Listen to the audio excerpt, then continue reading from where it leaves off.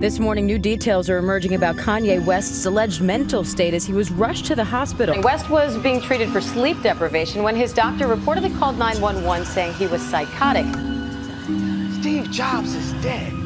George Bush doesn't care about black people. Just mind control.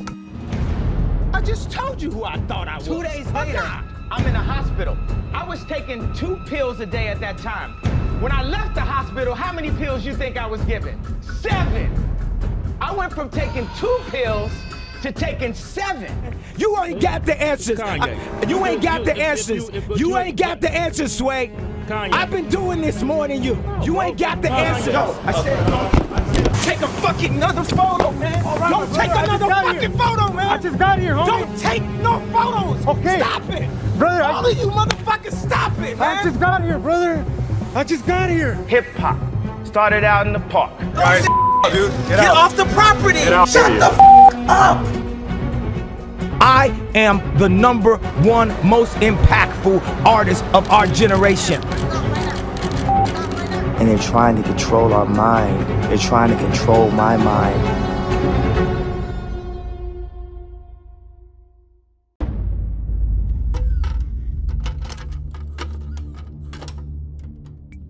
Yet another controversy for Kanye West, also known as Ye. He's been locked out of his Twitter account now, the platform suspending him after an anti-Semitic tweet. That tweet said, quote, "When I wake up, I'm going DEFCON 3 on Jewish people." His tweet continued saying, quote, "The funny thing is I actually can't be anti-Semitic because black people are actually Jew." Well, this comes just a few days after he made headlines for wearing a White Lives Matter shirt during his fashion show in Paris. He called the Black Lives Matter movement a scam, posting on Instagram that the movement is now over. He also talked about race matters on Fox News Channel's Tucker Carlson's show on Thursday. Because the same people that have stripped us of our identity and labeled us as a color have told us what it means to be black and the vernacular that we're supposed to have. My dad... West says what he learned about race relations, much of that came from his father and mother and what they experienced.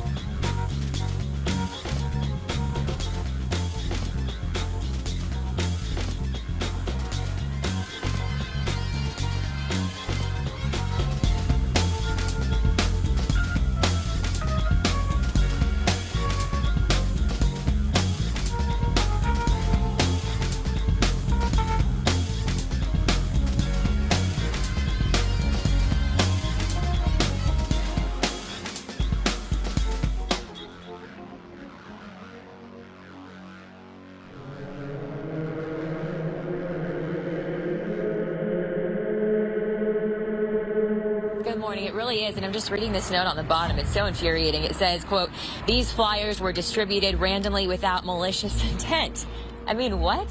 So there's a whole slew of them. There's different types of flyers. In this case, this one says every single aspect of the Trump campaign funding is Jewish. There's other ones that list how 90+% of people in the media are Jewish. It's all controlled by the Jewish population. And it goes on. And that was just one of 2 separate incidents that transpired over the weekend. So let's show you video of the first one. This is from Saturday. This was the 405 overpass. And this disturbing scene unfolded right there. It made the rounds on social media. The sign read, "Kanye's right about the Jews," presumably referring to the rapper's recent anti-Semitic post.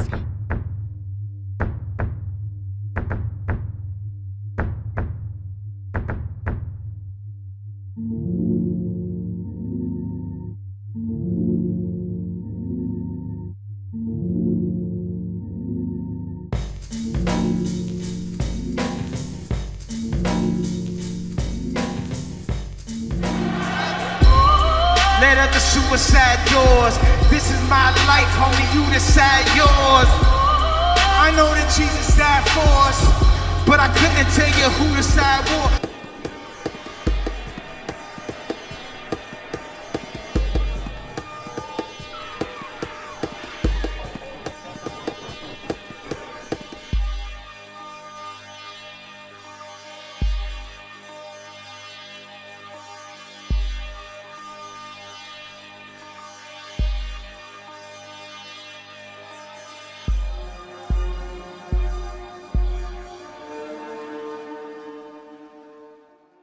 Yeah, thank you very much indeed for joining Piers Morgan Uncensored. My first question for you, I guess, is an obvious one. What do you hope to achieve from our conversation? That right there, being uncensored.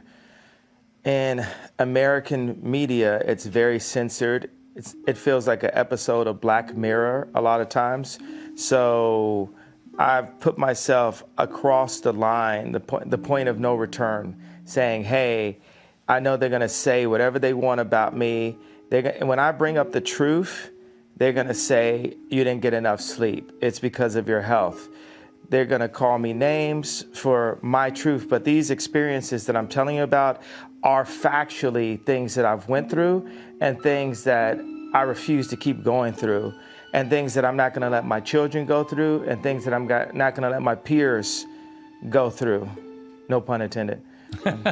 Well, look, we are most certainly uncensored on this show, and I want to give you the time and the platform to really explain yourself, because I think that sometimes sound bites about people, perhaps taken out of context sometimes, can create a very distorted view of what a person really thinks.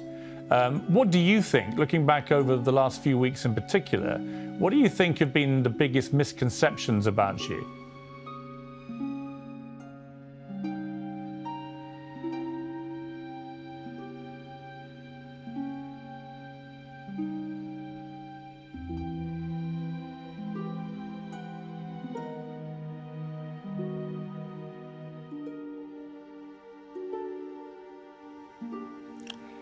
Well, I think there's a left agenda to silence anyone that goes against the agenda. Let's go back to Trump running for office back in 2015. Everyone that was around me in my industry, in the entertainment industry, told me that my life would be over. I would be on the wrong side of history. I've even had threats to my life for wearing the Trump hat. Cardinal Timothy Dolan had the challenging task of sitting between the two candidates who clearly despise each other. For the last 2 hours, I've had a seat between our two candidates in what's probably the iciest place on the planet. But he revealed an intimate moment between Trump and Hillary that took place backstage. I said, could we pray together as we were waiting to be announced? And afterward, and after the little prayer, Mr. Trump turned to Secretary Clinton and said, you know, you are one tough and talented woman.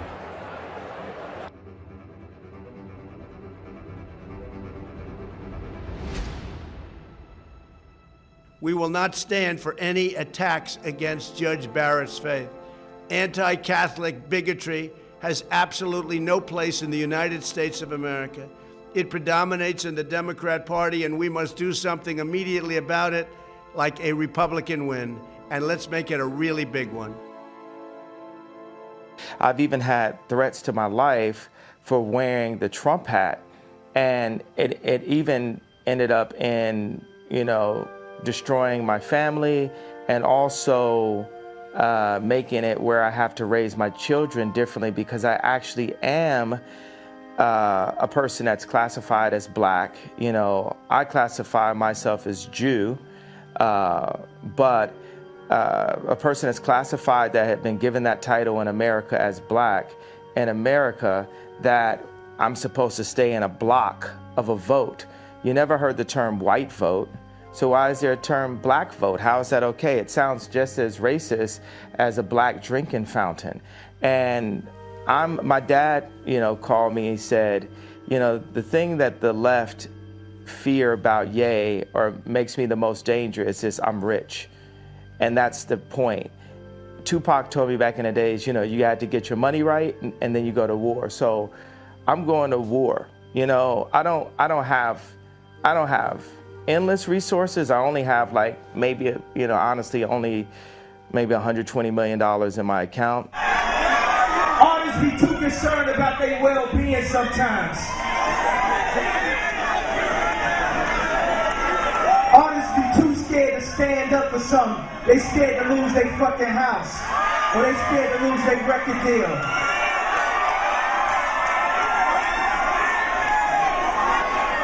I sold my soul to the devil. I know it's a crappy deal. Lisa came with a few toys like a Happy Meal. Yeah, let me explain to you. I'm not doubting what you're saying. You don't care. I do care. You don't care about me. You don't care about my people. I care about me. I care about my people. So it's for me to stand up. And God forbid I step on someone's toes while I'm at it. It's not someone's toes. You stepped on the entire Jewish people's toes with a very deeply inflammatory tweet, which I think you've now accepted. You shouldn't have phrased that way. It's taken a bit of time to get there, but I think you have accepted that, right? Have you accepted that you've put no effort into understanding how I got there? I don't think, honestly, 10 years from now, honestly, I don't think there is any. You're going to apologize to me about this interview. I'm not. You're going to apologize to me about this interview within the next 10 years. No, I'm not, because here's the thing. Mark my words. I don't doubt you've had. It's very one-sided. No, it's not. It's very white-sided. Oh, come on, It's very one-sided. It's very like. It's not white-sided. I'm not doubting you've had business issues. I'm saying the way to respond to that is not to go public to millions of people and say you're going DEFCON 3 on Jewish people. Millions of people. Right. Millions of people have had DEFCON 3 on their contracts. Right. You didn't say that. You didn't say that. And said, millions of people. Well, I opened it up. Now I didn't, but now I'm saying it now. Okay. Sir. So now what I think you should say, I think you should you... say to the Jewish people, I'm sorry for the offensive language I used in that tweet. I wouldn't do that again. This is what I really meant. I think people would respect you if you said that. I don't know why you can't just say that. What happens here? The target country obviously does something wrong. If it's a free democratic society, there are many different movements within the society. There are obviously, in every society, there are people who are against this society. They may be simple criminals, ideologically in disagreement with the state policy, conscientious enemies, simply psychotic personalities who are against anything, right? And finally, there are a small group of agents of a foreign nation, bought, subverted, recruited, right? The moment all these movements will be directed in one direction, right? This is the time to catch that movement and to continue it until the movement forces the whole society into collapse, into crisis, right? So that's exactly the martial art tactic. We don't stop an enemy. We let him go. We help him to go in the direction we want them to go. Okay? So, on the stage of demoralization, obviously there are tendencies in each society, in each country, which are going to opposite direction from the basic moral values and principles. To take advantage of these movements, to capitalize on them, is the main purpose of the originator of subversion. So we have religion, we have education, we have social life, we have power structure, we have labor relations, unions, and finally we have law and order. 1, 2, 3, 4, 5, 6. Okay? These are the areas of application of subversion. What it means exactly? In case of religion, destroy it, ridicule it, replace it with various sects, cults, which bring people's attention, faith, whether it is naive, primitive, doesn't really matter. As long as the basically accepted religious dogma is being slowly eroded and taken away from the supreme purpose of religion, to keep people in touch with the supreme being, that serves the purpose. Therefore, replace it, accepted, respected religious organizations with fake organizations. Distract people's attention from the real faith and attract them to various different faiths.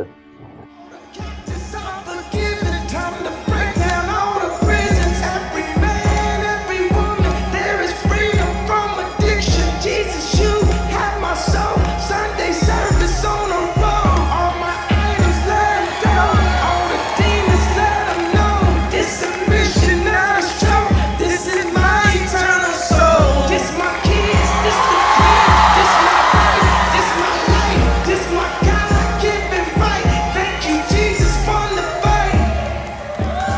How about that?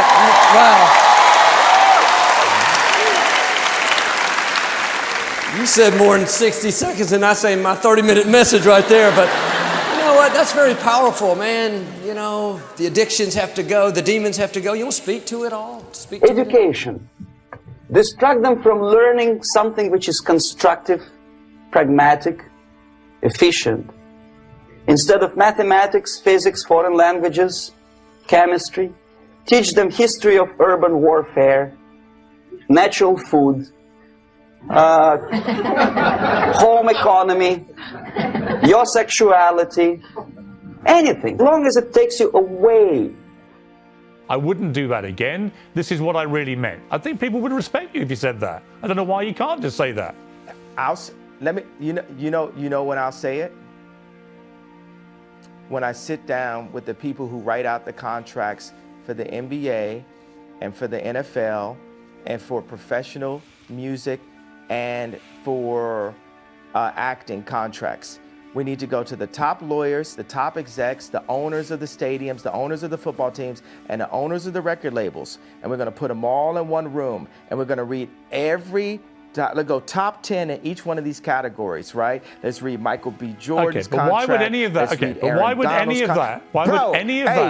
Hey, bro, I ain't finished. I ain't finished my sentence. Nothing you're saying has anything to do with regret. Hey, boy. Don't call me boy. Don't finish. I told you. Oh, don't treat me like a boy then. I'm going to finish my sentence of my idea. Nothing you're saying has got anything to do with the tweet. Cool.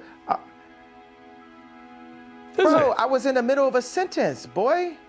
Okay, so are you going to allow me to finish my sentence? Yes. If you then answer my question. Okay, so I'm going to tell people when I would apologize for the tweet. This is what has to happen first. I need all of the top executives in Hollywood.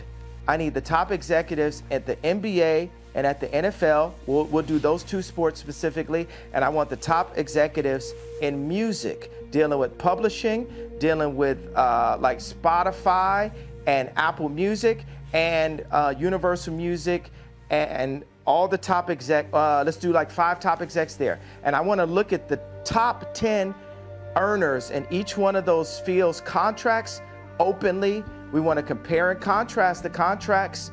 And then once we open that conversation, and we need to do it on a platform live with lawyers asking questions, and we'll have the top lawyers like a Johnny Cochran, Robert Kardashian level legal team, looking at all of these contracts together. After that moment happens, then I will say, I'm sorry. Okay, if that's your position. That's clear. Interview adjourned. Love you.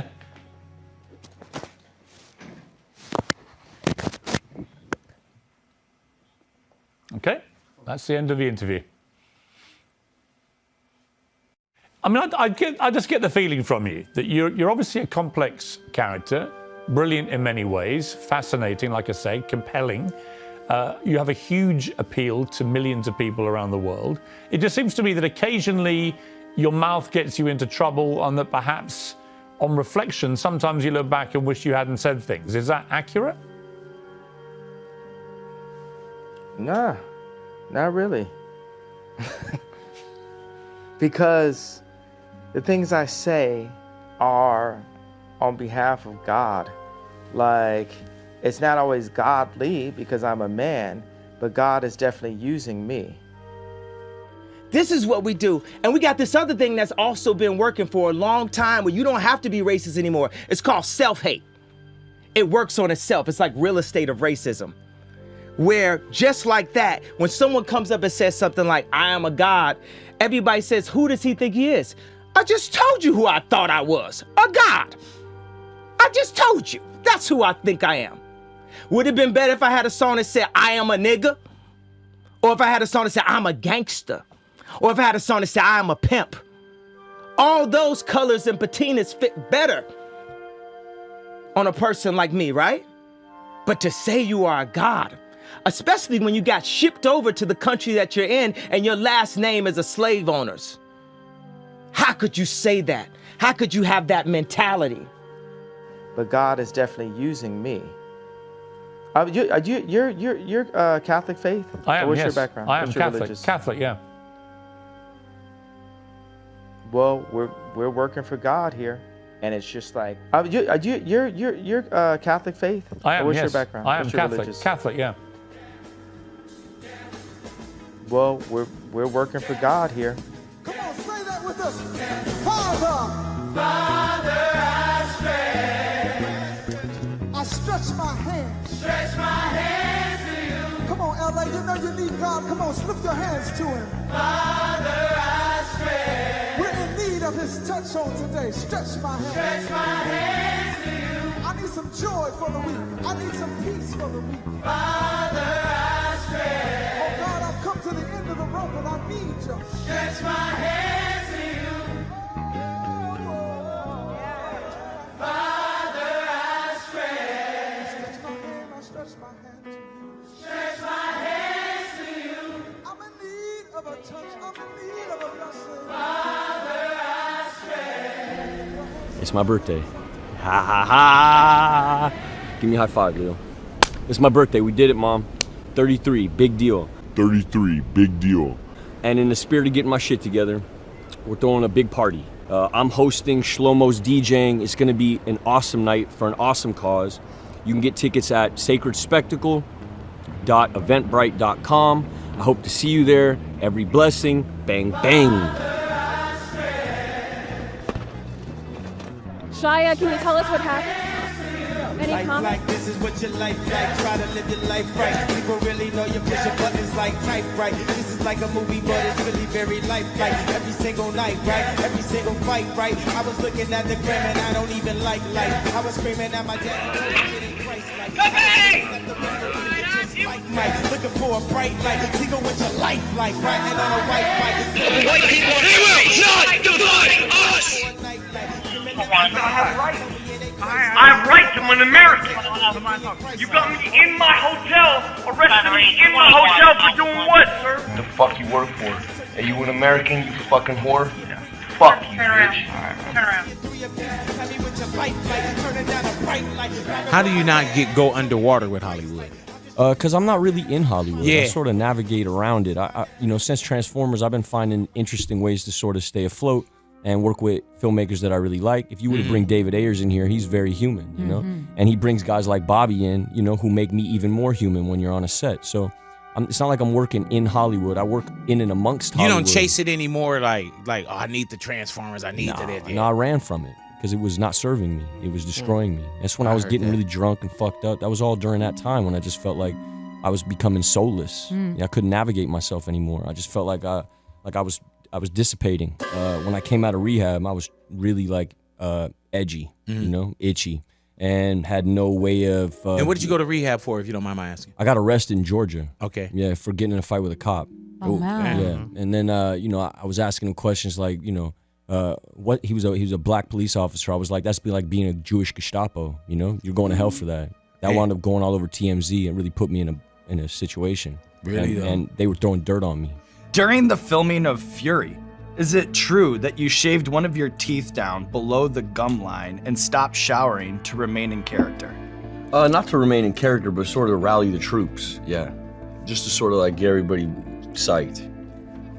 Yeah, where the rising tide lifts all ships. So I would do some things, and Bernthal would do some things, and Pena would do some things, and Top would do some things, and we would all just kind of try to keep everybody involved. Did they have to relocate you to another bed and breakfast because of the whole no showering thing? There was another reason they had to relocate me to another bed and breakfast. So there was they were having some fancy meeting at one of our hotels, and they had all this chicken. Me and Bernthal were sitting on this couch one day, and we were hungry, and Bernthal's like, oh, don't worry, we'll eat when we get there. And I just figured, nah, fuck it, we're just gonna get this chicken. So I beelined it for the chicken. He saw the security coming, and he just ducked out. On the mission. Yeah. Left you hanging. Yeah, and he really did. Yeah, so I grabbed a couple chickens and then walked out. And as I'm walking out, security's like, what do you think you're doing? And I turned around, I was like, well, I'm part of this meeting. I'm just getting my chicken. Everybody's getting chicken, relax. And he's like, this is like the Bilderberg meeting.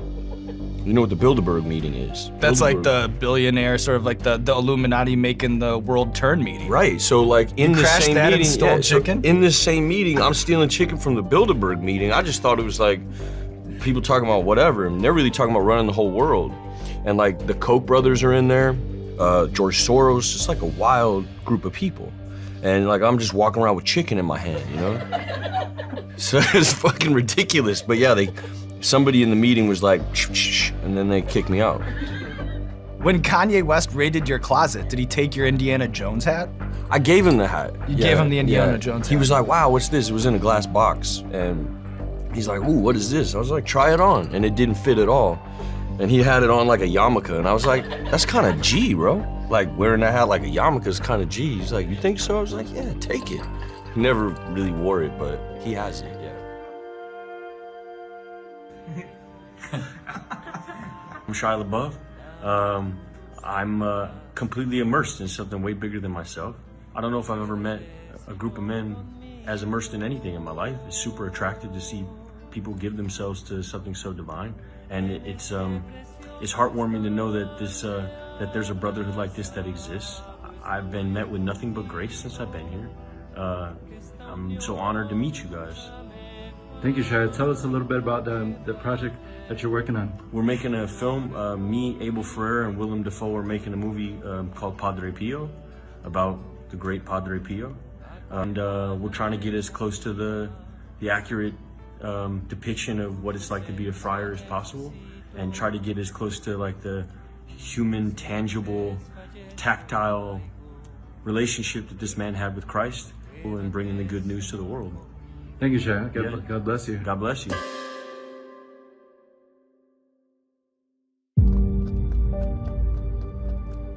I know you shed tears.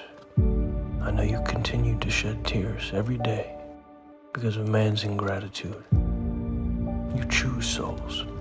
And despite my unworthiness, you've chosen me. I know you'll give me what I need. I know you will not refuse me. I need courage. I know you will provide. War is a terrible thing. Do not let Satan take advantage of your suffering. It feels like a sin to question these things. It feels like a sin to be angry with the Lord. There is no greater love than this, to give one's life for one's friends. In nomine Patris, et Filii, et Spiritus Sancti. Say Christ is Lord! Say Christ is Lord! Get out! Get out!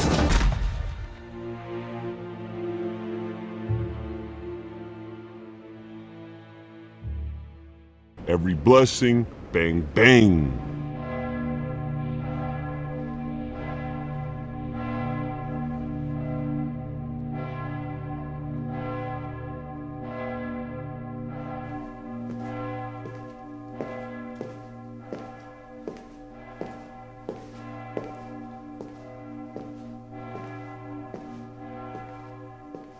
God can help you. Go to God. I think God doesn't exist. Why?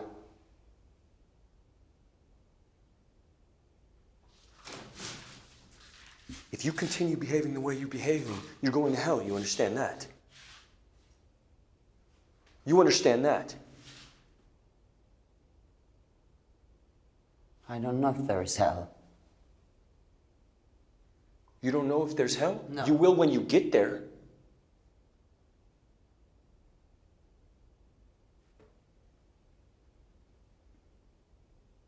Get up and get out. Get out.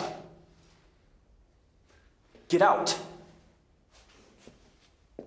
I have a question for you. Shut the fuck up! Say Christ is Lord. Say Christ is Lord. Say it. You say Christ is Lord. Get out! Get out! I get this, I'm tasked with this enormous thing which feels like, and this is a whole story in itself, how the role even came to me, but which also feels miraculous and unearned anyway, I wind up with this task, And the task is to play like one of the most spiritual men that ever lived. You're playing one of the most respected, beloved saints that ever graced the earth.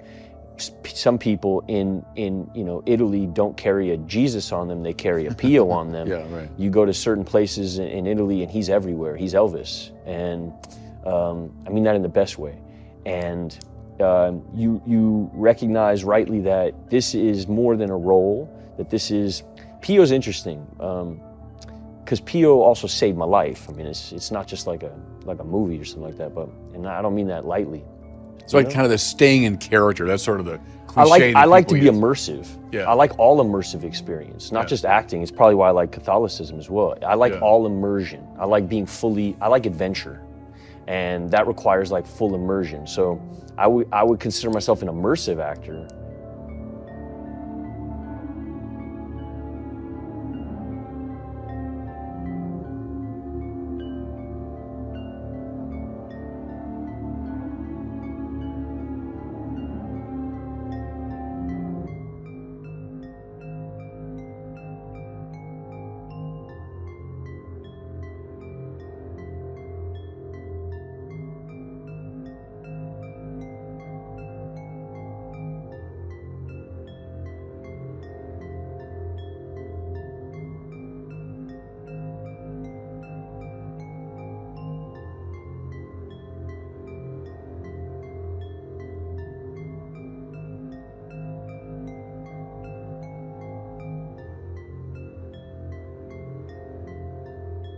Actors have been fascinating to us from ancient times. It's not like a Hollywood thing. It goes all the way back to ancient times. The people loved actors. They find them fascinating.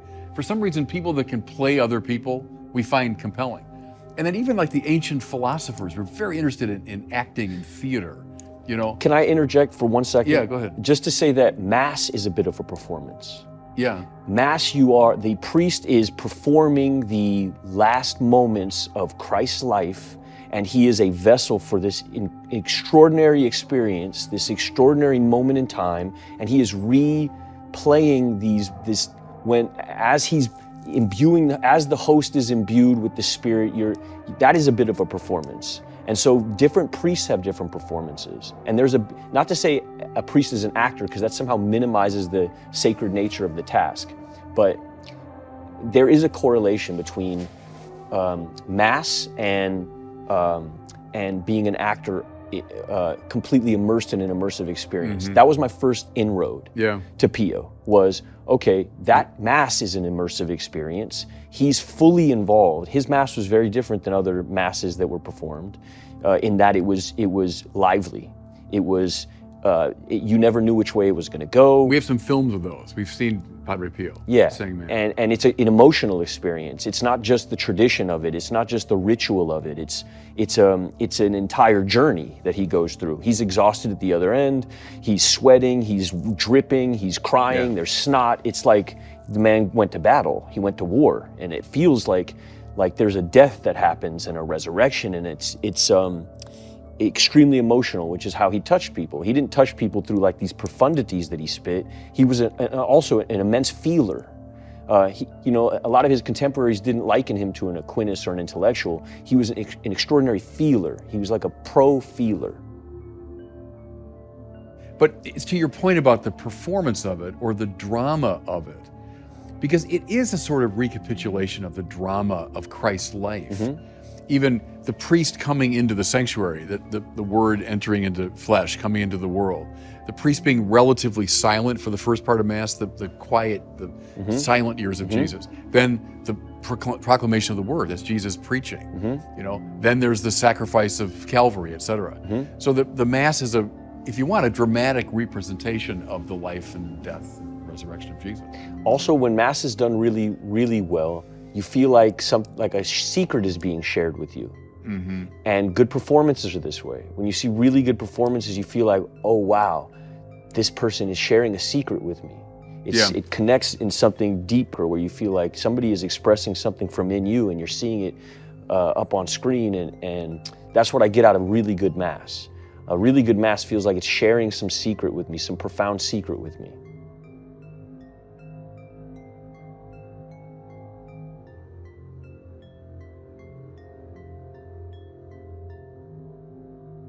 We have full conscious active participation. That's which is where the line of singing and the Vatican back II. and forth comes Right. from, whereas old Latin Mass put all the agency on the priest to be fully activated, and that activation of the priest was supposed to activate the audience, activate the laity, that all the agency was put on the priest. And so, and I don't want to get too far into this because then you get into controversy, but Latin Mass affects me deeply.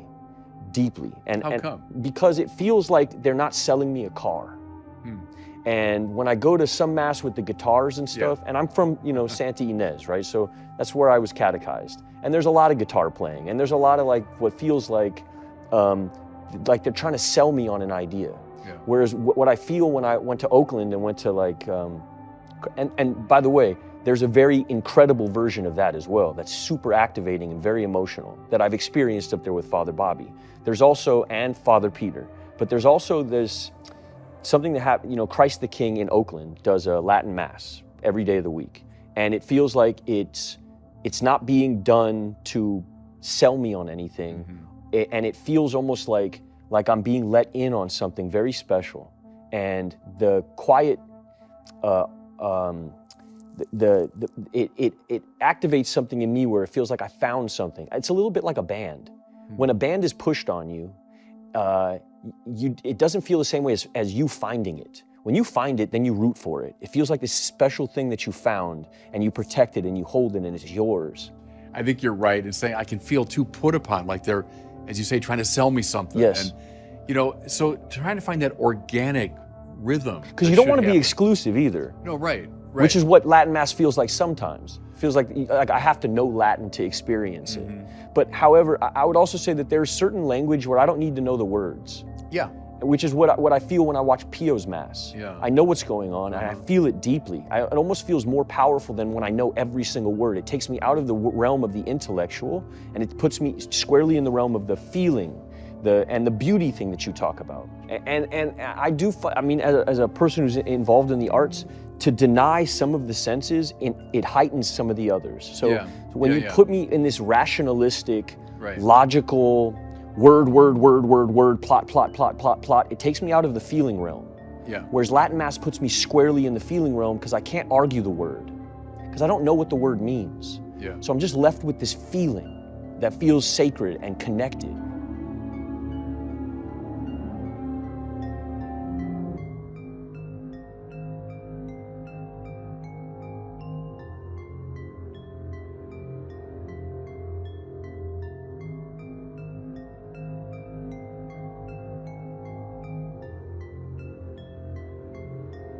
And really what hindered I was never an atheist. I was always an agnostic, even when I was a Sam Harris, TED Talk, Christopher Hitchens guy, which is who I was before I fell in.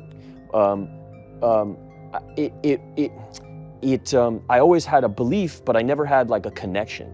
Latin Mass gave me something where I felt connected.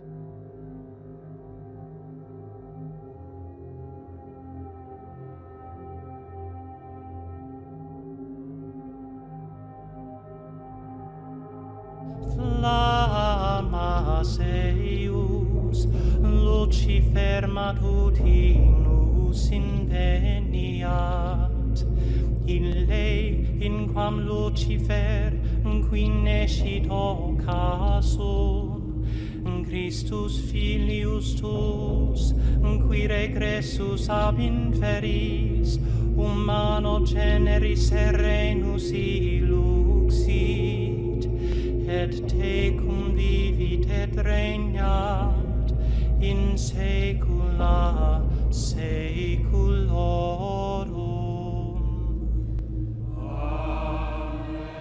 I heard Father Victor's doing another come and see retreat. Ooh. April 1st through the 3rd, huh? Yup.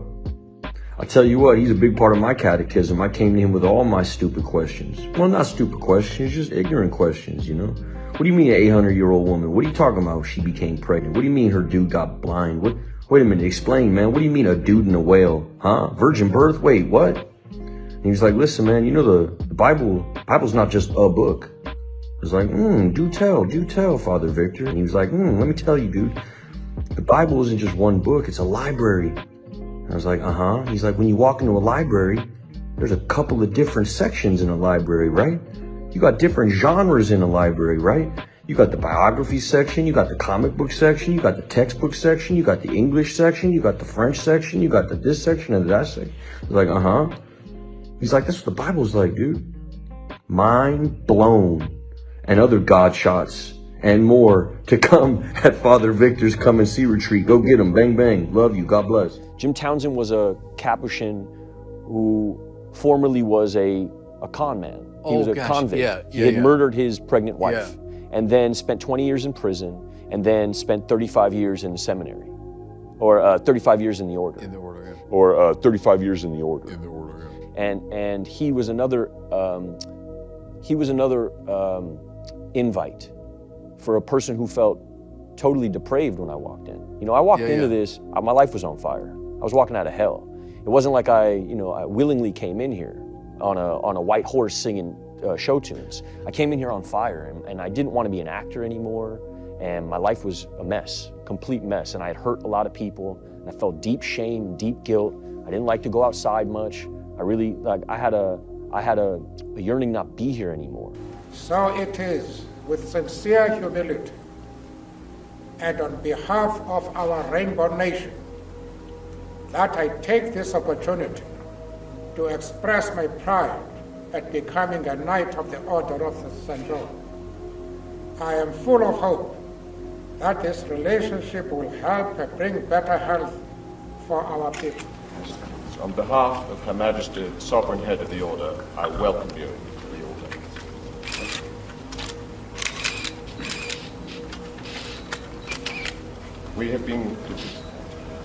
We have been greatly encouraged by your acceptance of the honor to become a Knight of the Order, and your appointment has been received with great enthusiasm in Grand Prairie, and in particular amongst our membership in South Africa of some 900 members of the Order, and some 3,000 members of our volunteer St. John Ambulance Foundation.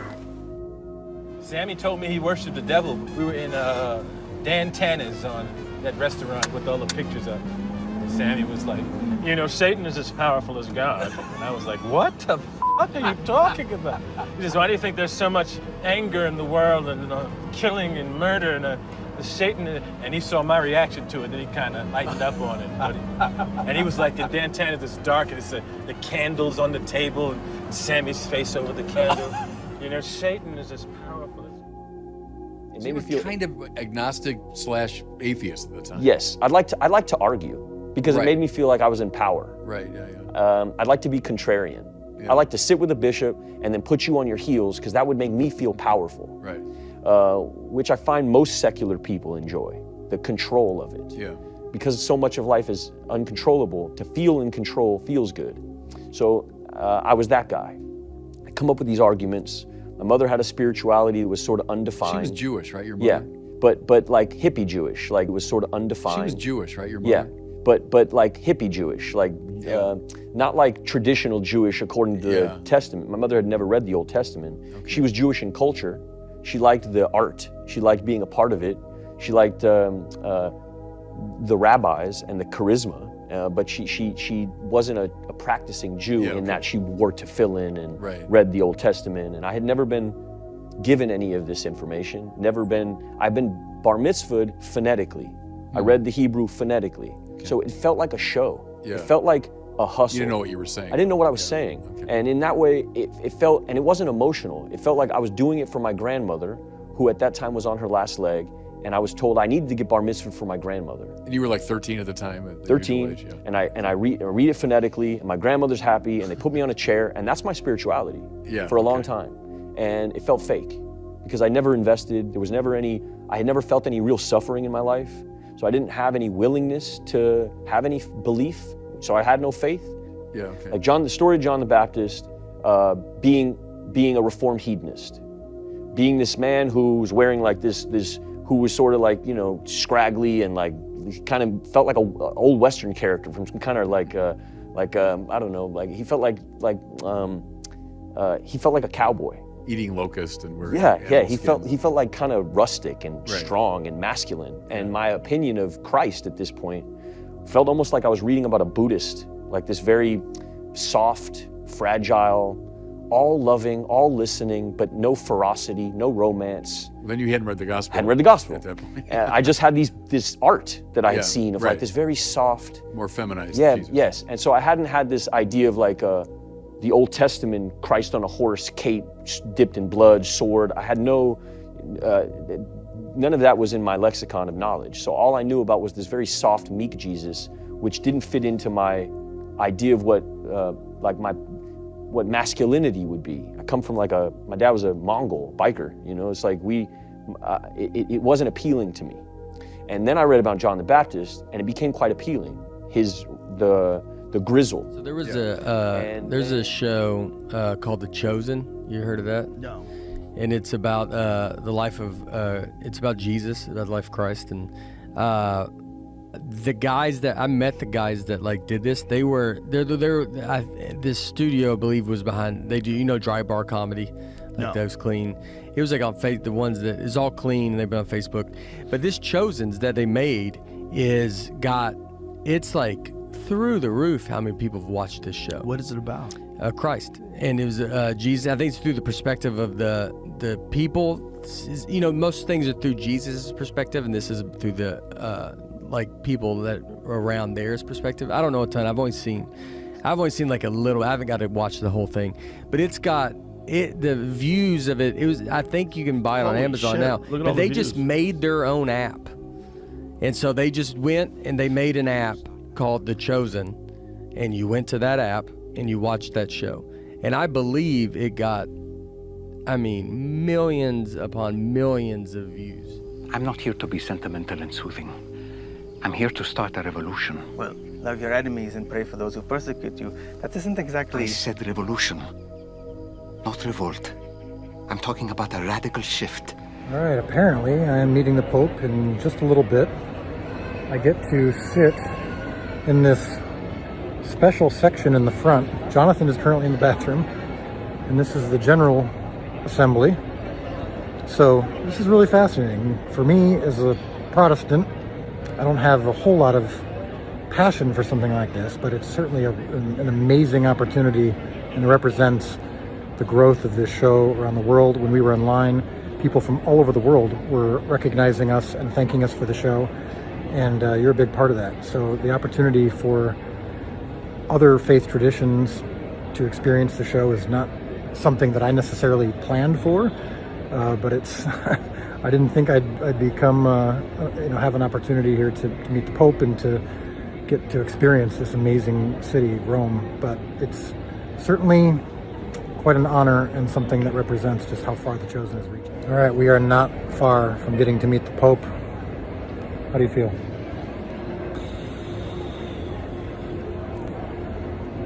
Better words have not been spoken.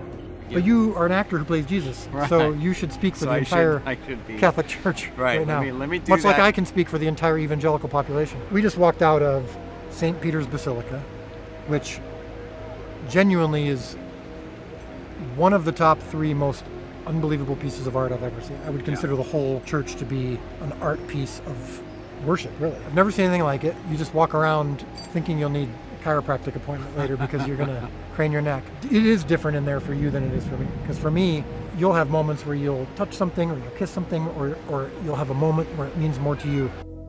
Dio vi benedica. Actor Jonathan Roumie and director Dallas Jenkins were among the crowd at the Pope's general audience in Paul VI Hall. Roumie plays Jesus Christ in The Chosen, a multi-season TV series directed by Jenkins. When it was their turn to greet the Pope, Roumie asked Pope Francis to bless some rosaries. Then the actor assured him of his prayers. Hablo mucho español, ruego siempre por usted. Muchas Todos los días. A smile materialized on the Pope's face when Roumie told him of his role as Jesus in The Chosen. Porque yo tengo el honor de interpretar el rol de Jesús en la serie televisiva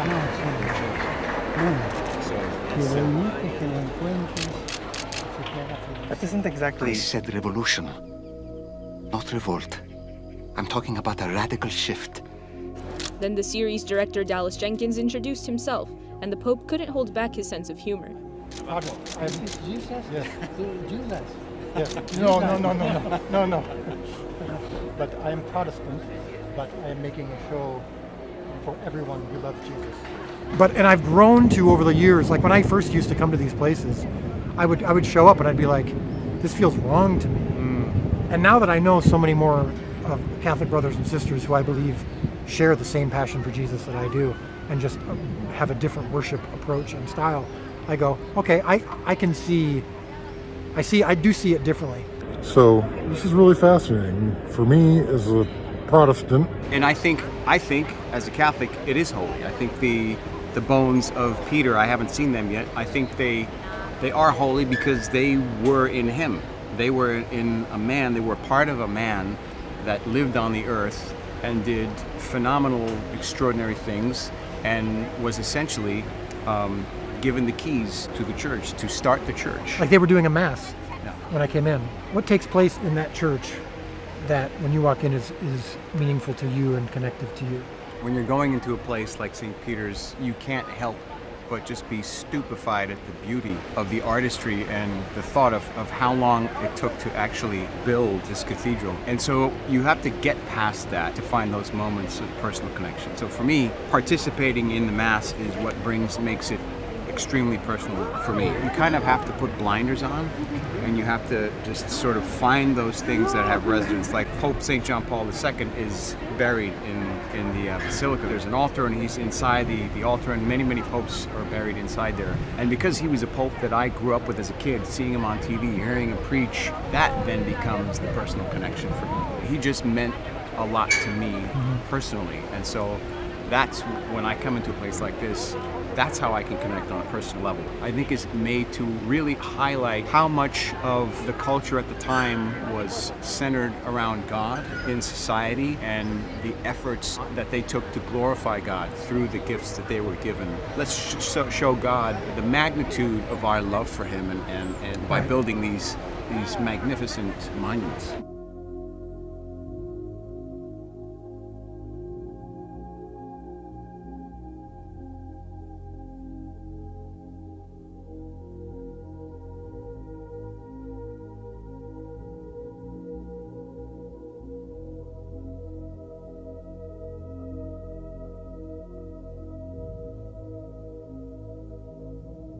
And I'm learning from the great artists of all time, and Michelangelo, and I was gonna say Michelangelo because I thought of his sculpture, and then I was gonna say, and the guy who did the Sistine Chapel, and that was Michelangelo.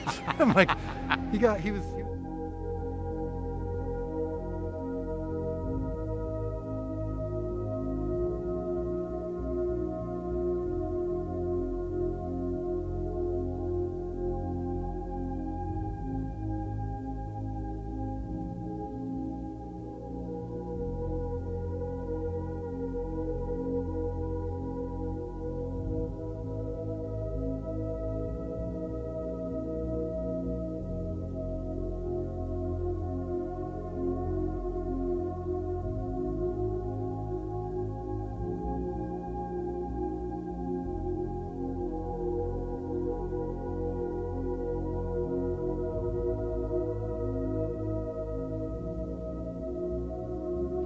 I'm here to start a revolution. Well, love your enemies and pray for those who persecute you. That isn't exactly... I said revolution, not revolt. I'm talking about a radical shift.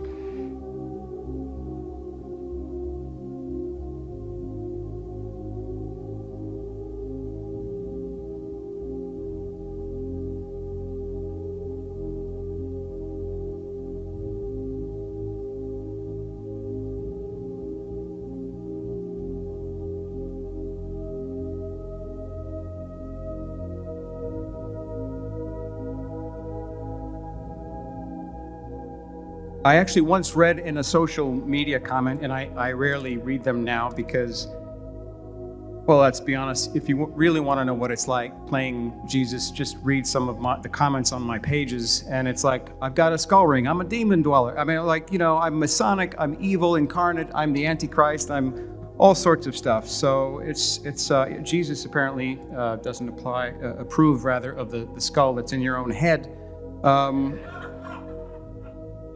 And people don't know much about memento mori, so I try to just educate them on the value of understanding that life is fleeting and temporary. And this just reminds me that all of this could be gone tomorrow. So why not focus on a holier life today? So that's my response to that.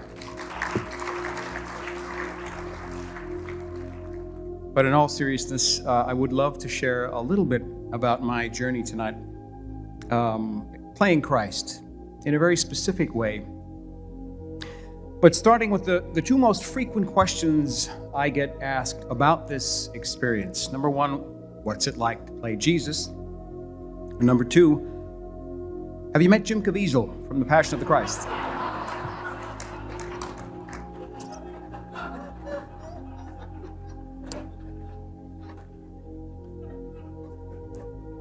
Let's get the second one out of the way. No, I have not. I hear he's a wonderful man.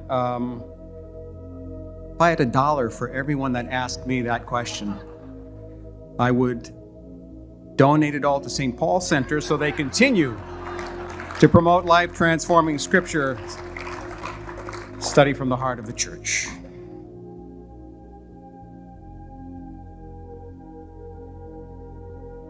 In the social media comments, I did read this, that if the film Jesus and the TV Jesus, Jim being the film Jesus, ever actually met in person, what was it? The universe might implode. And since it hasn't happened, I'm starting to think the theory is maybe plausible. I don't know. I don't know what's going to happen if that happens. Just pray for me, please. But either way, I'll tell you one thing. I know where you were before we talk about Madison. I know you actually knew Pope John Paul II.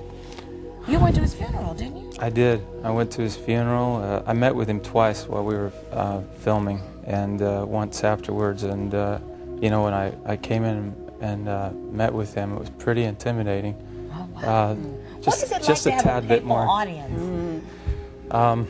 Well, I walked in, and first thing he said was, "How are you? Come here." And I walked over, and he says, "Jim Caviezel, what have you learned to blame Jesus Christ?" I said, "Well, Holy Father, you know, Jesus was well, I like the Italian people, you know." And he says, "Yes." And I said, and they're very beautiful people. "Yes." And I said, "I think Jesus was Italian." He says, "What?" And I said, "Well, hold on. He didn't leave home until he was 30. He always hung out with the same 12 guys. And his mother believed he was God."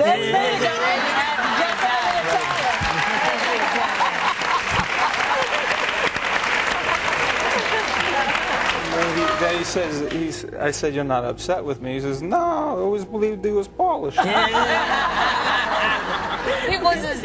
Everybody talks about him as being a wonderful man. Yes. And he seemed to have been a wonderful man.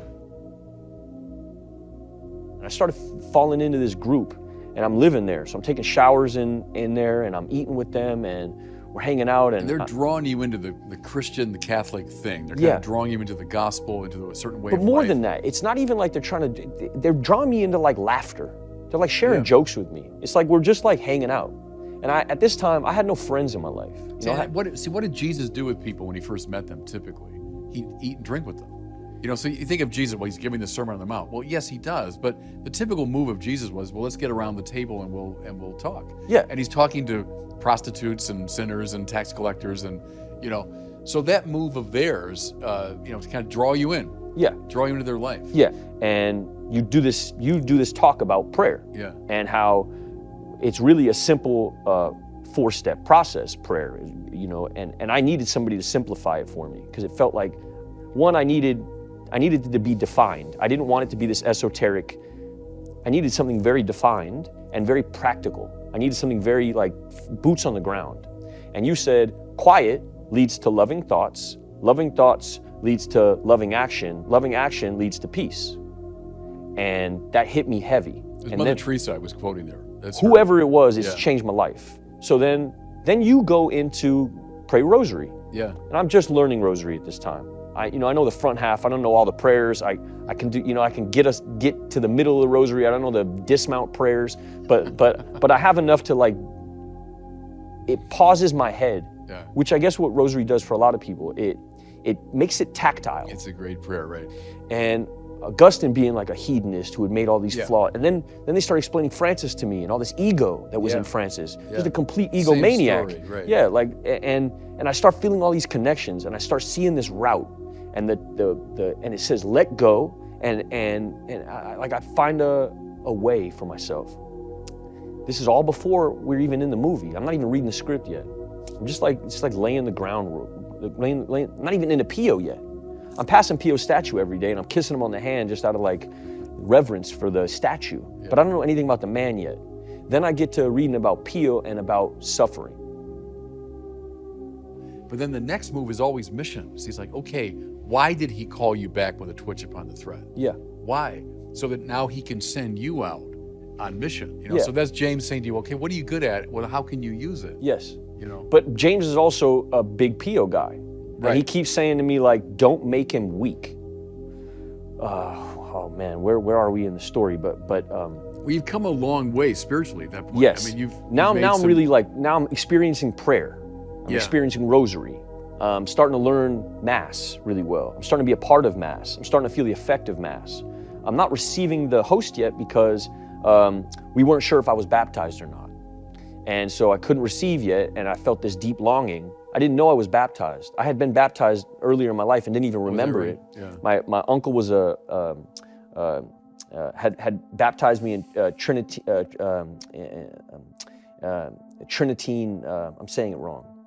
Trinitarian formula? Yes, yeah, that's right. Yeah. And so then we found out that I could receive Mass and started receiving Mass, and I start feeling like this deep reprieve. It's not just this like, it's not just like a cracker anymore. I start feeling like a physical effect from it. I start feeling a reprieve, and it starts feeling like regenerative, and I start enjoying it to such a degree I don't want to miss it ever. And then I start going to other masses in different parts of the city. I wind up at San Lorenzo, and doing Liturgy of the Hours with them, which feels like a bigger version of what I'm experiencing in Santa Ynez at Mass. I'm feeling it. I'm feeling more reprieve, feeling safety, which is really what I'm chasing, like this safety. And I'm feeling it with these brothers, and I start feeling like this fraternity start to build around me, because I felt like what was happening to me was like some kind of vessel. I'm not going to be too cheesy about it, but it felt like I wasn't in control of a lot of the stuff that was happening. There wasn't a whole lot of like emotional actor prep. It was like very prayerful. When I felt like I couldn't hit a moment, me and Alex would pray, and then it would come, like the emotion would just come. Pio was a very emotional guy. Yeah. And Mass is very technical.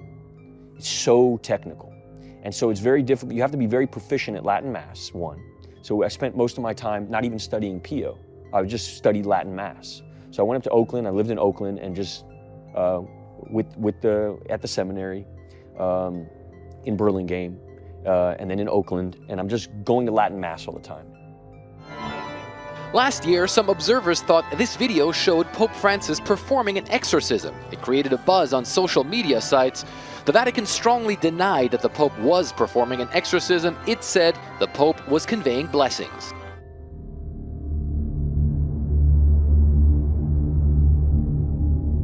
It said the Pope was conveying blessings. And I'm just going to Latin Mass all the time. And then after Latin Mass, I'm studying with the priests from the Christ the King, which is traditionalist Latin Mass, and I'm studying with them, but there's no emotionality with them. They're very it's like French Latin Mass, which isn't Italian Latin Mass. It's very just like stiff. Mm-hmm. Pio wasn't stiff. Pio was, like you said, he was almost a dancer. And so you're trying to build this Mass that Pio is known for. It'd be like playing Dylan and not knowing how to play guitar. Mm-hmm. Like if you want to play Dylan, you don't just read Dylan biographies. Right. You have to pick a guitar up, and you have to learn how to play a guitar. And then the guitar needs to be your best friend. And then you need to sleep with the guitar. And then the guitar needs to be your only travel companion. Yeah. That's the way into Dylan. Album of the year is... In 1998, he won 3 Grammy Awards. Time Out of Mind, Bob Dylan. At age 63, Bob Dylan remains a voice as unique and powerful as any there has ever been in American music. Blowing in the wind in 10 minutes, is that right? Probably. Just like that? Yeah. Where did it come from? It came from, it was like, right out of that wellspring of creativity, I would think, you know. He was called the voice of his generation and was actually referred to as a prophet, a messiah. Go, driver, go. Yet he saw himself simply as a musician. You feel like an imposter when someone thinks you're something and you're not. What was the image that people had of you, and what was the reality? The image of me was certainly not a songwriter or a singer. It was more like some kind of a threat to society in some kind of way. What was the toughest part for you personally? It was like being in an Edgar Allan Poe story. And you're just not that person everybody thinks you are, although they call you that all the time. You're the prophet, you're the savior. I never wanted to be a prophet or savior. Elvis, maybe. Well, I could easily see myself becoming him, but prophet, no. Dylan did almost anything to shatter the lofty image many people had of him. He writes that he intentionally made bad records, once poured whiskey over his head in public, and as a stunt, he went to Israel and made a point of having his picture taken at the Wailing Wall wearing a skull cap. When you went to Israel, you wrote that the newspapers changed me overnight into a Zionist, and this helped a little. How did it help? Look, if the common perception of me out there in the public was that I was either a drunk or I was a sicko or a Zionist or a Buddhist or a Catholic or a Mormon, all of this was better than Archbishop of Anarchy. Archbishop of Anarchy. The spokesman for the generation. Yeah. Opposed to everything. Mm-hmm. You ever look at music that you've written and look back at it and say, whoa, that surprised me? I used to. I don't do that anymore. I don't know how I got to write those songs. What do you mean you don't know how? Well, those early songs were like almost magically written. Darkness at the break of noon, shadows even the silver spoon, a handmade blade, a child's balloon. Eclipses both the sun and moon. To understand, you knew too soon. There is no sense in trying. This Dylan classic, It's All Right, Ma, was written in 1964. Mouthpiece, the hollow horn, plays wasted words, proves to warn that he not busy being born, is busy dying. Well, try to sit down and write something like that. There's a magic to that, and it's not Siegfried and Roy kind of magic. You know, it's a different kind of a penetrating magic. And you know, I did it. I did it at one time. You don't think you can do it today? Mm-mm. Does that disappoint you? I mean... Well, you can't do something forever, and I did it once, and I can do other things now, but I can't do that. His fellow musicians paid tribute to him when he was inducted into the Rock and Roll Hall of Fame, joining him in a rousing rendition of his most famous song. As you probably know, Rolling Stone magazine just named your song, Like a Rolling Stone, the #1 song of all time. 12 of your songs are in their list of the top 500.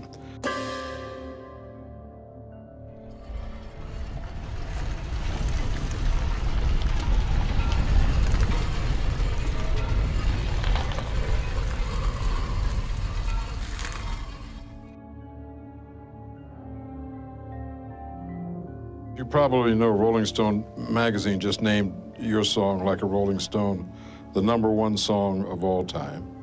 12 of your songs are in their list of the top 500. That must be good to have as part of your legacy. Oh, maybe this week, but you know, on the lists, they changed names, and you know, quite frequently, really. I don't really pay much attention to that. But it's a pat on the back, huh? This week it is.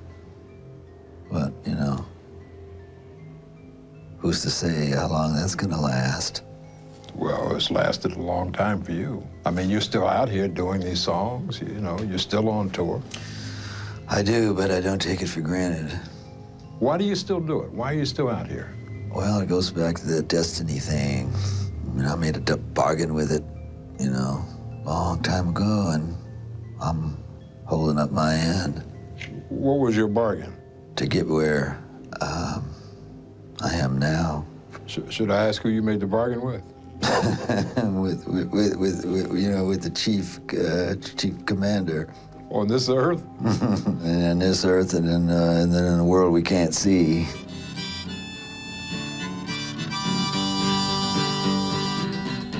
He was playing at some party or something, and it was like a whole different guy. You hear those stories about the bluesmen that go out to the crossroads and sell their soul to the devil and come back all of a sudden able to do stuff. Robert Johnson, Tommy Johnson, that whole mythology was one of those kind of deals almost.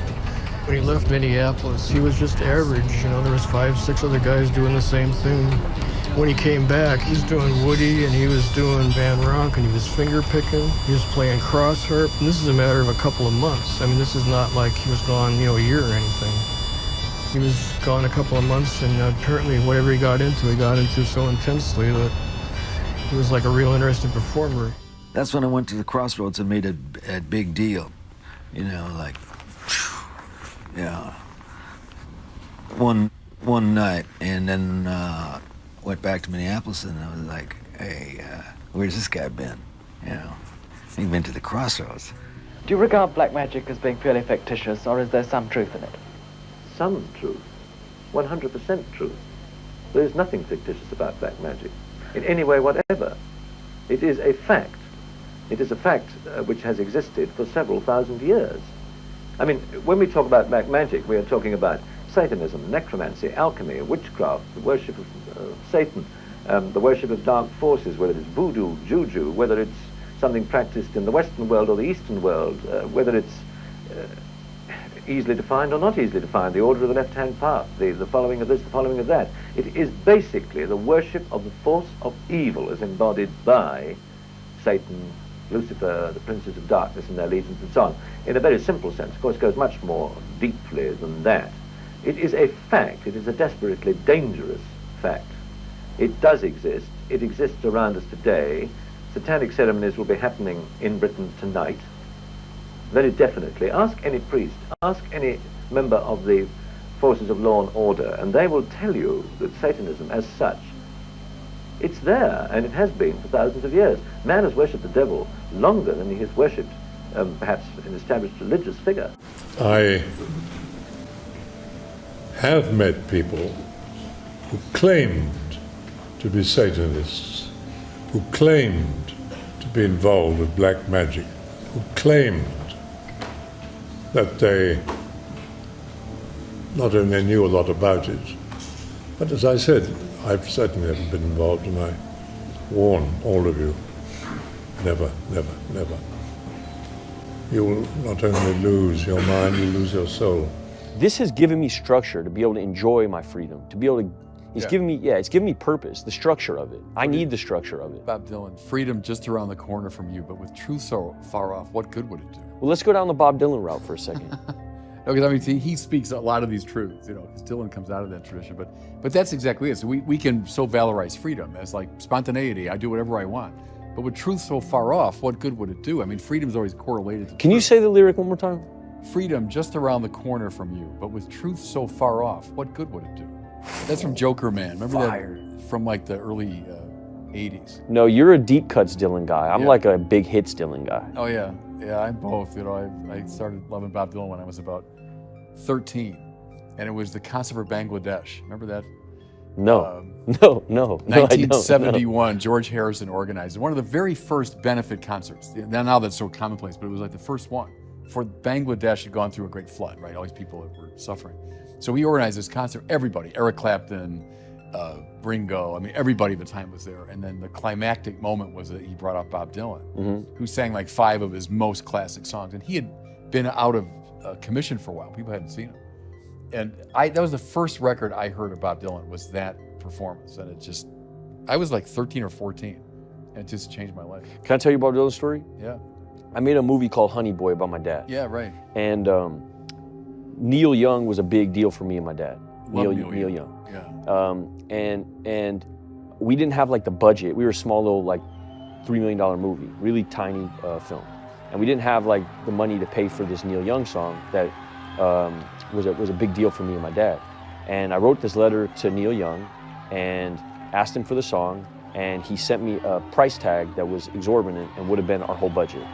So then I reach out to my dad, and my dad plays me this Dylan song called All I Want to Do Is, I don't know if that's called that, but it's Baby Be Friends With Baby You. Be Friends With You. Yeah. And I send the same letter to Dylan, and he gives me the song for free. Oh, is that right? Yeah, for free. Pretty good. Yeah, for free. Nobody would do this. Nobody would do that. I mean, Wow. he's such a champion of the arts, like such a giving guy. I don't know if everybody knows that about Dylan, like the way that he moves in the industry or in business. Like he gives a lot of his music away to other like bubbling artistic endeavors. He just freely gives it away, which I think says a lot about who the guy is. Well, he's not far from here. He lives in Malibu, you know. So does he? Yeah, that's where his main house is. I think he has a farm in Minnesota too.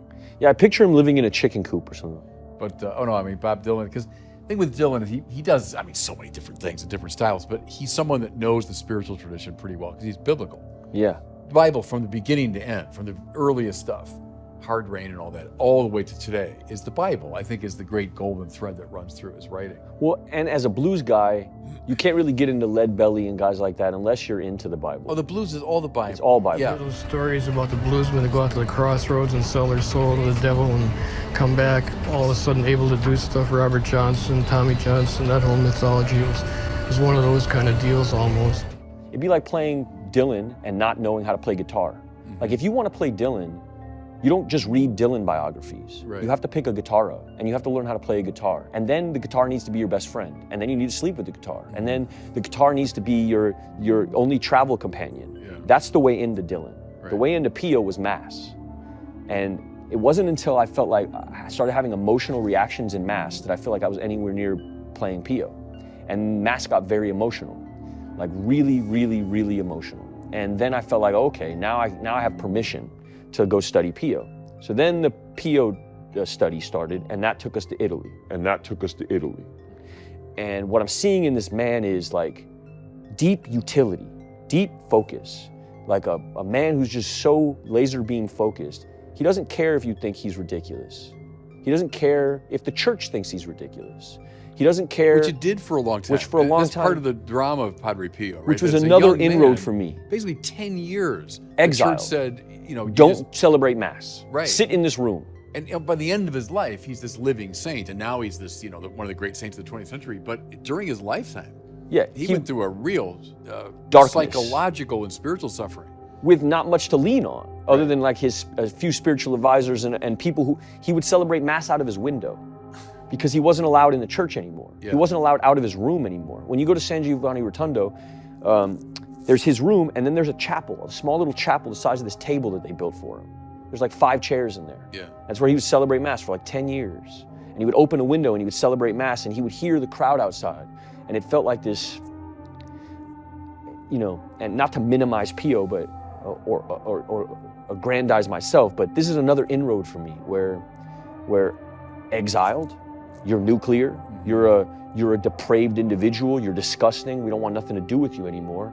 And I'm feeling that in Pio, because this is what the church said to him as well. You're doing it wrong. You're a no-no. You're persona non grata. I think they weren't sure what to do with him. I think they were just thrown off. Like what is this? Well, it took him a long time to figure him out. When he claimed stigmata, the church at the time sent a bunch of rationalist, unbelieving people who thought miracles were impossible and we were beyond the age of miracles. Yeah. And he's got his hands wrapped and they're saying, let me see. And he's saying no. And then they write him off. You're a liar. Yeah. You're a liar and you're using the church to sensationalize and create a spectacle out here so you can sell keychains or whatever they thought they was doing, And so they write him off as a crazy, as a lunatic, a person who is pimping the church, is what they thought. And he had genuinely experienced something. Which is true of a lot of the mystics too. That the church has a hard time taking them in at first, and it takes a while to figure them out. Padre Pio was soon to suffer pains that he would gladly endure, but a notoriety that he found hard to live with. The full and terrifying appearance of the stigmata occurred on the morning of September the 20th, 1918. Padre Pio was in the choir of the old church in San Giovanni Rotondo, having celebrated Mass. He described what happened thus. I yielded to a drowsiness similar to a sweet sleep, and during this I saw a mysterious person. His hands and feet and side were dripping with blood. This sight terrified me. The vision slowly disappeared, and I became aware that my hands, my feet, and my side were also dripping with blood. Padre Pio was 31 years old. This is the very first photograph of his wounds.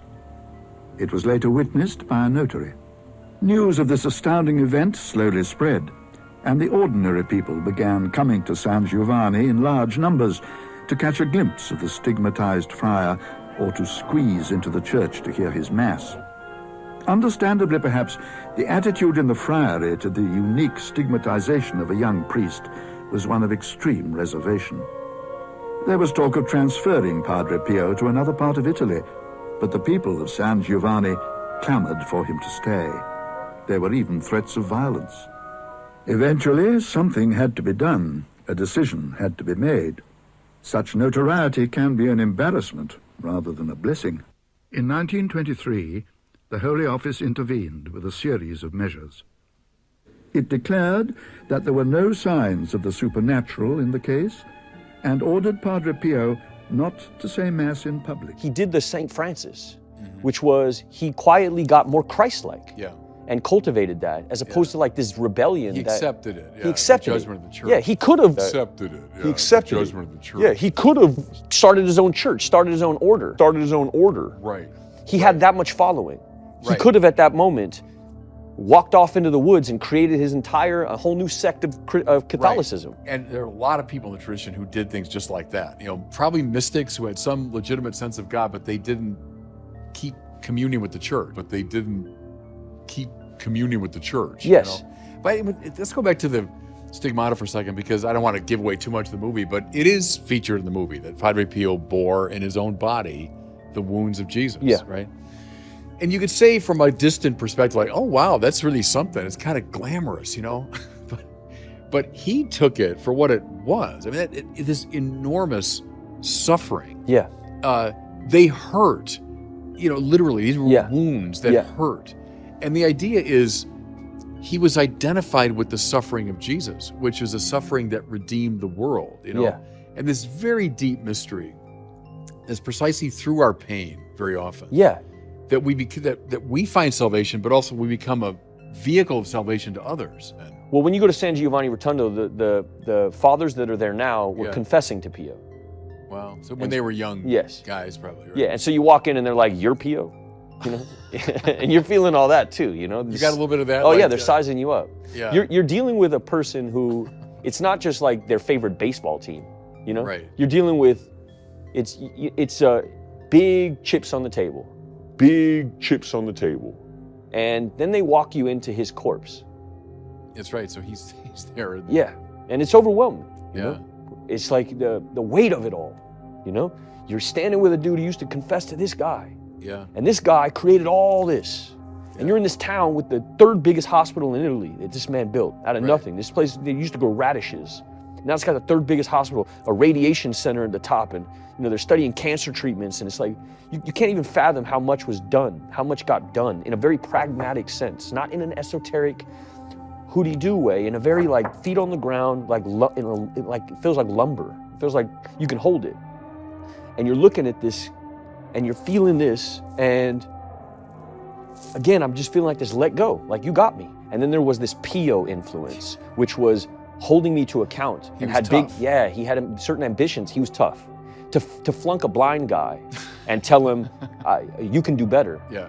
It requires a certain kind of a person who can see more in you than you can even see in yourself. And so this is kind of the energy that he had. And so there's scenes in the movie that, with him cursing in confessional and stuff like that, James really loves. I have a question for you. Shut the fuck up! Say Christ is Lord. Say Christ is Lord. Father James loves those scenes because they introduce a certain.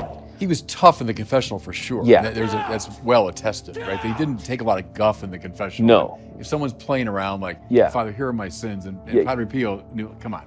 If you had come in 4 times with the same issue, he wasn't going to even listen to you anymore. He would just send you away, and you'd hear him yelling from confessional as you were waiting to go into confessional. And so as you're walking into confessional, he just let loose on another guy. This is the Pio style of doing things. Tell me about, because now we're on this theme of the tough Padre Pio. A really striking element of the movie to me are the scenes where he's literally wrestling with the devil. And it's well accounted for in the stories of Padre Pio that his brothers would hear this like ruckus up in his room. Yeah. Things being thrown around and his body being hurled against a wall. Yeah. And it was, he was wrestling, he was struggling with the devil. Well, broken fingers, bloody noses. Yeah, right. Yeah, he was in brawling all night. Which I know would strike a lot of people today, I'm sure, as beyond bizarre, but you find it in the spiritual tradition like crazy, that people who are really close to God, the devil hates them and will go after them. It helps to understand Padre Pio's willingness to suffer as Christ himself had suffered, to remember that as a young man, he was sent a vision of a majestic figure of rare beauty, radiant as the sun, in the midst of 2 huge armies, the forces of good and evil. Throughout his life, he continually suffered physical encounters with the devil, after which he was left exhausted and bleeding. Sometimes at night, sounds of violent struggle were heard coming from his cell. He even showed signs of having been physically assaulted, and on one occasion was so badly injured he had to spend several days in bed. I can't account for his perspective in that room. I can't account for it. It's his journey. It's his thing. And I think about, okay, well, what are my personal fights? Was it physicalized? What? And also, did he? There's a question of whether he is this him writing in parable form? Did he genuinely? And I would ask the guys at San Giovanni. What did they say? It was a full-blown fist fight. Yeah, no. Yeah. See, the devil is usually more subtle because people at lower levels, of a spiritual order, he tempts. People at lower levels, of a spiritual order, he tempts and he does all kinds of insinuating things. But I think with the great saints and the mystics, he's like, I'm coming at you. Yeah. I'm coming at you very directly. So that doesn't really surprise me. There are a lot of stories like that in the great tradition, and Padre Pio was, he opened up this avenue of grace that was extraordinary. So, of course, the devil hated him. You can see it when you go. You see there's dents in his room, in the wall. Right. There's dents in the room, in the wall. There's blood marks on the wall. There's still, they have preserved this cell to such a degree that, that's another wild thing to walk into. They still have his heart in a crystal box. This is really that's, I guess, another thing that I love about Catholicism. It takes me out of all this cognitive, I have to do this fairy tale make-believe, and it puts it right there, I can touch it. Mm-hmm. I don't need to wonder whether a saint exists when I'm looking at his heart, when I'm looking at when you have all these talismans of what is actual physical mana of what was there. For a person who's as caveman as I am in terms of I need a Polaroid picture, I need a Polaroid picture of God. Yeah. Catholicism offers it to me. It gives me Polaroid pictures. It's the incarnation, right? And that's the saints, right? That's why we keep relics. It's a prolongation in a way of the principle of the incarnation, that the Word becomes flesh. And so in the flesh of the saints, I've got a Padre Pio relic back in my chapel, someone gave me years ago. And it's powerful stuff. Yeah. This is the other thing is you start, I'm blessed to have had the experience I've had because once I met all the caps in Italy, then they introduced me all the caps in Rome. Yeah. And then when you go to Rome and you go to the head of the order has a room that is full of relics, that is overwhelming. It's just, you cannot deny. Did you go to the Bone Church in Rome? Yes. Yeah, this type of stuff is Yeah, it's just so effective. It's just so effective. They'll see something in you, though. See, they'll see the change. Exactly. And so Jesus says, metanoiate is his first word. We say repent, but it means go beyond the mind you have. That's what it means literally. So nous is mind, meta is beyond. So he's saying go beyond the mind. And so the mind that we all get stuck in is this one of fill up the ego with all these things. You got to get beyond that mind. And as you put it, reach out, because the central theme of the Bible, you could say, Old Testament and New, is trust. Trust in the Lord. Because our word for that would be faith, And before that means something more cognitive, it means something more visceral. It means trust. Let go, as you say, let go of all that old thing. Let go of that old self, which has made you miserable. And that's the other thing, is like, it could get so corny. It could just get so garbage. And you're desperate to get it right. You're desperate to protect this man's legacy. And I remember when I was, I had also been going to other Latin Mass in Van Nuys, I'm quite close with Mel Gibson. And when I didn't know how to get to Latin Mass, I didn't know how to find it. You can't go type it up online and find it. And he had introduced me to certain Latin Mass, which, because he's very into that traditionalist thing. You walk into that realm, and you have people coming up to you once they know that you're playing Pio, and they start coming up to you and tugging at your shirt sleeve and saying, "Don't get it wrong. Yeah. He's the only one we have." You start hearing things like that. You ship out with so much pressure that then you're in front of the Mass, and you've just gone through 6-7 months of the shirt tugging, the introduction to the order, the introduction to who Pio was, and you're standing in front of the Mass that he used to serve Mass at, and you're trembling with fear.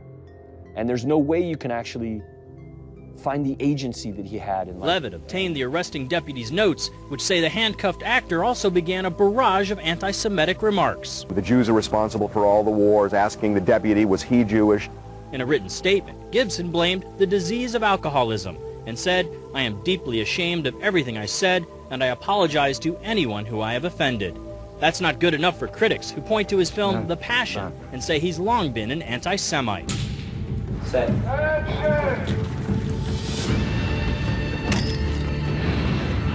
Jesus stumbles into this business here. This is it. Mel Gibson's film about the passion, the suffering of Jesus. Through and keep it up on that level. From the arrest and the trial, up the hill to the crucifixion. 12 hours, Gibson says, are the beating heart of his Catholic faith. Are you anti-Semitic? No, of course not. And here's the other thing. For me, it goes against the tenets of my faith. To be racist in any form, to be anti-Semitic, is a sin. It's been condemned by one papal council after another. There's encyclicals on it, which is, to be anti-Semitic is to be unchristian. And when I see somebody like Shia LaBeouf with the bag on his head and stuff my heart goes out to the poor guy. I bet it does. No, it does, because I think he's suffering in some way. Or why would he do that? And people are inclined to sort of point the finger at him and say, well, he's, this or that or the other. And it's easy to judge. But I'm sure he's gone through some kind of personal, kind of very painful, cathartic thing that he has to exercise and get out there, and he'll probably, play it out and come back. Whatever it happens to be, he'll be all right. I actually like the kid. I think he's good. I never met him. I like him. He's a good actor. He's a very good actor. I'm quite close with Mel Gibson, and when I didn't know how to get to Latin Mass, I didn't know how to find it. You can't go type it up online and find it. And he had introduced me to certain Latin Mass, which, because he's very into that traditionalist thing. It was sort of undefined. She was Jewish, right? Your mother? Yeah. But hippie Jewish, Not only did he return to the faith of his childhood, but he built a church for the practice of what is called traditionalist Catholicism, a very strict, very private church defined in entrenched opposition to the Vatican, specifically the reforms issued in the 1960s. Reforms which include celebration of Mass in modern languages, and more inclusion of other faiths. So when we talked with Gibson and his actors, we wondered, does his traditionalist view bar the door to heaven for Jews, Protestants, Muslims? That's not the case at all. Absolutely not. It is possible for people who are not even Christian to get into the kingdom of heaven. It's just easier for, and I have to say that because that's what I believe. You have the non-stop ticket. Well, I'm saying it's an easier ride where I am because it's like, I have to believe that. What did the Pope think of your film? Well, apparently he said it is as it was. And then apparently he didn't. And then apparently he did again. And then, you know, went back and forth. I don't know. The apparent Vatican flip-flop is just one of a series of things making the director feel under siege. I think as soon as they started filming, that beacon of journalistic integrity, the New York Times, was, you know, dispatched someone to go down there and take advantage of my father, even before I could finish filming. So it's a thing to try and drive a wedge in between a man's own flesh and blood. That's my father, okay? I love him. And if they're gonna try and drive a wedge in there, it ain't gonna happen. Gibson's father, Hutton Gibson, age 85, who has written books and a newsletter with some decidedly provocative terms of phrase. He is called the Pope, Garrulus Carolus, the Koran kisser. And in that New York Times Magazine interview, he seemed to be questioning the scope of the Holocaust, skeptical that 6 million Jews had died. So what does Gibson think? Do I believe that there were concentration camps where defenseless and innocent Jews died cruelly under the Nazi regime? Of course I do, absolutely. It was an atrocity of monumental proportion. And you believe there were millions, 6 million, Sure. millions? We don't even have to ask Shia what he was into in the 90s because look at this badge that Shia, can you see this? Can you see who it is? That's It's Ursula. Ursula from The Little Mermaid, which I gotta be honest, Shia.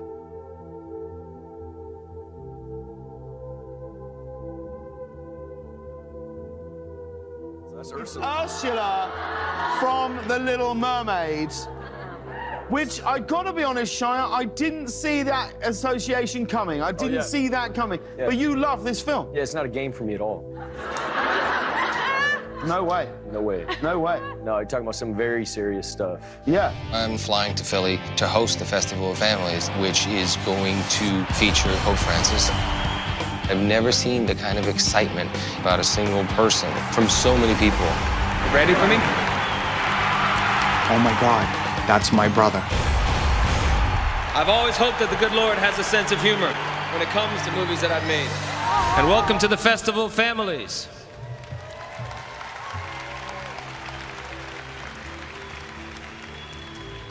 My name is Mark Wahlberg, and I am so proud to be a part of this awe-inspiring event.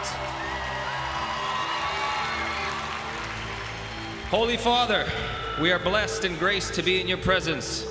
Father, welcome to Philadelphia. This is the city of brotherly love, one of my favorite cities in the world. Father, isn't this a great crowd? So listen, I've been very fortunate and haven't done too bad for myself in the film industry, both as an actor and a producer.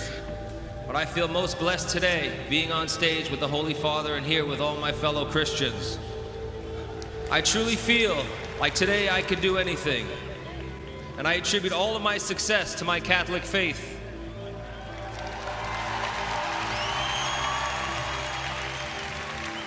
My faith has given me the ability to be a good father, a good husband, and most importantly, a good person. Faith brings great joy to my life, and my life brings me closer to my faith. Tonight, we come together from across the world to celebrate our faith, families, and community. The following ceremony will feature impressive musical and visual arts performances, as well as personal stories of joy and challenge from 6 families who have traveled here from different continents. So let's start this thing off with a beautiful collaboration between Christian chart topper Maria Miller and the dancers of the Pennsylvania Ballet. Pope Francis was in a happy and upbeat mood, even cracking jokes when he spoke about what every family goes through. La familia a veces vuelan los platos. And sometimes plates can fly. I figured it out. 7th time's a charm. I'm being an actor. You don't belong with those LA folks. They're a bunch of fascist hippies. Who do you think you're gonna be, the next John Wayne? Get yourself a marvelous mop. What can I get for you, miss? I got beef. Let's not waste either of our time. I'm a Catholic. I can't date someone who isn't baptized. Where's the water? I'll do it now. You're getting into the fine print on this way of living, pal. Well, you got a long road ahead. Comes around. God is all about defying the odds. It's up to you to decide what you've got to offer. It's the place you told me you believe in me. Your son is about to make a huge mistake. Well, I'm gonna be a priest. For Halloween. Hear the trumpets, hear the pipers. Man don't lose when he gets knocked down, but when he won't get up. Father Stu. Can't say I never gave you nothing. Yeah, I skipped over thanking you. Went straight to the source. Exclusively at cinemas May 13. Mark, I know you're a man of faith, and I love that about you. Can you talk about the transforming power of Christ? Oh, absolutely. I mean, I feel it every day. I'm feeling it now more than ever. You know, people ask me, he says, when's the last time that your faith was questioned or anything? And it was in the pandemic, you know. I couldn't go to church anymore. I lost communication and touch with people that really kind of helped me every day, remind me of the importance of my faith and just going to church every day and praying and going to mass every weekend. And then when I started making this movie again, which was always a mission of mine to get made, it all started coming back to me, and especially the responsibility. You know, it's all this talent, and especially the gifts that have been bestowed upon me, and the blessings have been for a reason. And it's not to kind of go off and do another 5 Transformers. You know, this was part of the calling, right? This movie came to me at a time when I was prepared enough to be able to do it justice. And to be able to go out there and articulate the message and the meaning behind it. And at a time where there's so much divide and there's so much, you know, negativity that's amplified, and there's the love is on such a low frequency, and you know, this is a movie about redemption, and no person is beyond redemption. The brand new movie Father Stu, about a boxer turned priest starring Mark Wahlberg and Mel Gibson, has just hit theaters for Holy Week. Our own Raymond Arroyo sat down with the stars for an exclusive interview along with director Rosalind Ross. Now, Gibson and Wahlberg explain how their own friendship shaped the film, and they weigh in on a surprising Hollywood fashion trend. Laura, Father Stu is a faith-based film like no other. Wahlberg, Gibson, and writer-director Rosalind Ross told me in this Ingram Engel exclusive what sets it apart, and they gave us a glimpse of the chemistry that makes it so powerful. Watch. I mean, it really is about the healing of a father-son relationship and a family coming together unexpectedly through pain and suffering. Talk to me about that suffering theme and the value and redemptive value of suffering. And Mel, I'll start with you because you know a little about this, cinematically and maybe personally. Yes, my lumbago was killing me. Mine too. Yeah. And the Holy Week release. Yeah. Because, I mean, this is a territory you know well. Oftentimes I've thought, you know, when things are going great and you're on an easy street, that's when you're kind of lax about who you are, and you make mistakes, and you can, you know, your character flaws come to the fore. It's when you're in crisis somehow that you're able to pull the better parts of yourself out to deal with, you know, big problems. Like, and you know, it's about suffering, really. I mean, all of us are dragging some kind of boulder, some kind of cross, you know, in some aspect of our lives, and it's like it's when we're dealing with that stuff, I think, that we're our best. And that was certainly the case with Father Stu. I mean, he became his best through suffering. Having gratitude as a whole is really important, but I think, you know, everybody's having lots of difficulties. It's in all those difficulties, when I focused on my faith, I was able to endure, and good things started to happen. Rose, what'd you give up for Lent? I'd give up anything. You need to give something up for Lent. Not Suffer really. with the rest of us. Catholic. It doesn't matter, Rose. I know a lot of non-Catholic people. They should suffer too. I'm giving this movie up. Okay, I'm done. I'm trying, and again, I'm trying to be a little bit more forward-thinking. Instead of giving up something and complaining about it, I'm just trying to do more. Trying to do better. Trying to continue to promote Stu's message. So many more people are hearing his message, and you know, and he's touching them. You know, when you're a perfect individual, why do you need redemption? Mel, Mark mentioned The Passion. That is it's still such a seismic and iconic film for so many people. I know you're working on the sequel. Almost every day somebody will come up and say, is the sequel done? Is he working on the sequel? What's Mel doing with the sequel? What are you doing? Where is the resurrection? Well, it's a huge subject. And it's not a linear narrative. So that in order to have it mean something and resonate for almost anybody that watches it, again, you're not preaching to the choir, you have to juxtapose the central event that I'm trying to tell with everything else around it, in the future, in the past, and in other realms. And it's getting a little sci-fi out there. It's a big story. It's a difficult concept, and it's taken me a long time to focus and find a way to tell that story in a way that really delivers to somebody who may know nothing about any of the central story. You know. So when can we expect the script, Mel? Wow. Well, I got 2 scripts. Randy Wallace did one. Yes. And another fella did another one. And so I got the pair of them, and they're both good. And now you have to shuffle the deck. Kind of. It's a little bit like that. Plus, you have to add your own mojo to it, your own sensibilities. And there's a lot of material to draw from, believe me. I wound up at this rehab, right, in Utah, and they do something called Family Week. And every week, on a Sunday, everybody who's involved in the program has their family show up on these Skype calls. And everybody will show up in the same room. And your mother, your father, your brother, your sister, your wife, your friends, whatever. Just you and the people? Or no, the it's whole... you, the whole squad of you that are in this group. Like 12 of us in my class. Everyone's family. Everyone's family pops up on the screen. And week 1, no one shows up. For me, no one. They got the calls. I know they got the calls, but no one showed up. My mother, my father, no one showed up. Manager, friends, no one showed up. Week 2, same thing. So I'm sitting in this room, and even the person who's like therapizing me, she's starting to feel like this.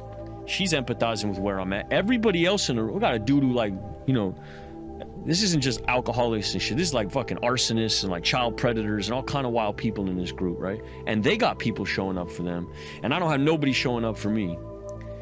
And week 2, week 3, I'm there 90 days. So I'm there for a clip. And there comes a point where Family Week comes around. I say to my therapist, like, I'm not gonna go. Like I don't want to subject myself to this shit. Like I'm on a path, and let me just stay here. Like I don't want to keep reminding myself of how fucked my situation is. And she says, no, I think you should show up this week. And I show up thinking, all right, my mom's gonna be on there. My mom will be on. And Mia is on the screen. And like. You don't deserve that kind of shit. You know what I mean? You don't deserve that kind of shit. Like, I don't deserve that kind of shit. I done put her through years and years of fucking nonsense, bro. Just like,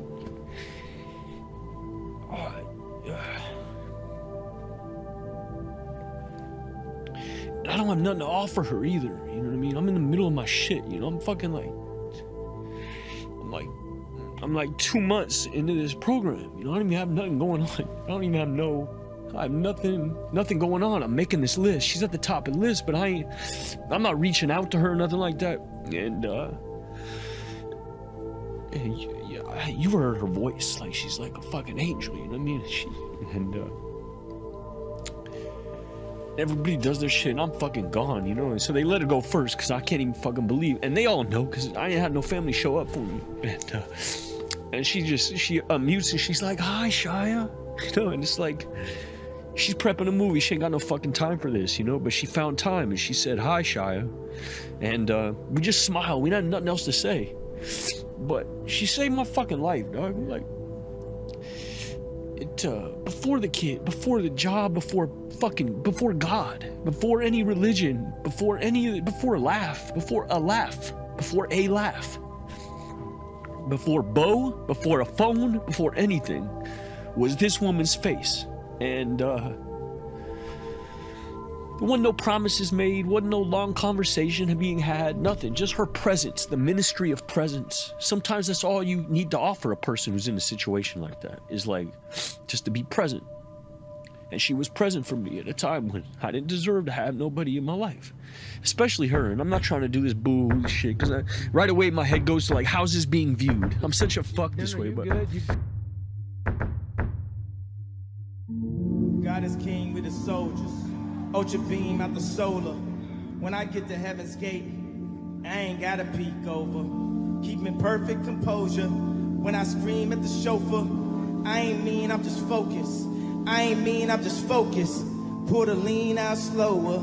Got us clean out of soda. Before the flood, people judged. They did the same thing to Noah. Everybody wanted Yandy. The Jesus Christ did the laundry. They say the weak start on Monday, but the strong start on Sunday. Won't be in bondage to any man. John 8:33. We the descendants of Abraham. Yea, shall be made free. John 8:36. To whom the Son set free is free indeed. He say the rest like me.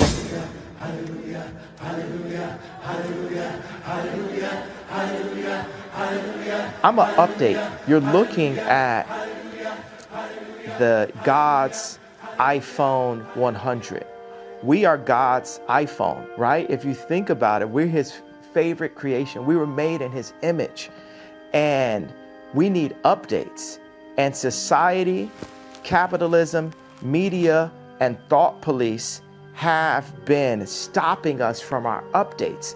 We have to have a thought, and then we have to actualize it. I like the word actualize better than execute, because execute's a negative word. We discussed this. We have to actualize. His freeform social media posts give the impression of a man channeling his rawest emotions right onto Instagram. The effect can be jarring, and is often used as ammunition against him in the battle for influence over the minds of America's young people, and that battle is intense. But crazy? That was not our conclusion. In fact, we've rarely heard a man speak so honestly and so movingly about what he believes. So you just came from Paris Fashion Week, you just landed, and you have a lanyard still on from it, and there's a photograph on it. What is that? It's a photograph of a baby's ultrasound. Why is that? And that you designed that? Yes. Why? What does that mean? It just represents life. I'm pro-life. Boy, so you wear it on a badge. What kind of response do you get? And good, amen, I agree. I don't care about people's responses. I care about the fact that there's more black babies being aborted than born in New York City at this point. That 50% of black death in America is abortion. So I really don't care about people's responses. I perform for an audience of one, and that's God. I'm starting to see why they want to make you be quiet. I'm starting to see why they want to make you be quiet. I really felt like, I think I started to really feel this need to express myself on another level when Trump was running for office, and I liked him. Yes. And every single person in Hollywood, from my ex-wife to my mother-in-law to my manager at that time to, you know, my so-called friends / handlers around me, told me, like, if I said that I like Trump, that my career would be over, that my life would be over. You know, God builds warriors in a different way. I don't know if it's because of me being born in Atlanta and growing up on the south side of Chicago that, you know, he made me for such a time like this. It's like with David, you know, he tended to the sheep, but while he was out there, he had to fight all kinds of animals. So when it was time for Goliath to come, he thought because he was a sheep herder that he didn't have the skill set to take down Goliath. And the thing that I have is the position, I have my heart, but the number one thing is we have God on our side. And for the people, even if you don't believe in God, God believes in you. And that's what's happening is God is like preparing us for the real battles. And we are in a battle with the media. Like, the majority of the media has a godless agenda, and the jokes in that work, and this whole like, oh yeah, he's crazy and all these things, they don't work because the media has, you know, they've also watched travesties happen, just even specifically to me. and just watch it and act like it wasn't happening. And they stayed quiet about it. Like, my dad is the most brilliant person that I know, and we actually have a strained relationship because I was taken from him. Because my mom was an actress, so she was a liberal. And my dad would see certain things and say, you know, we should do it this way, we should do it that way. And the people got around my mom and pulled her away, much like, you know, Kim is a Christian, you know, Kim is a Christian. You know, Kim is a Christian.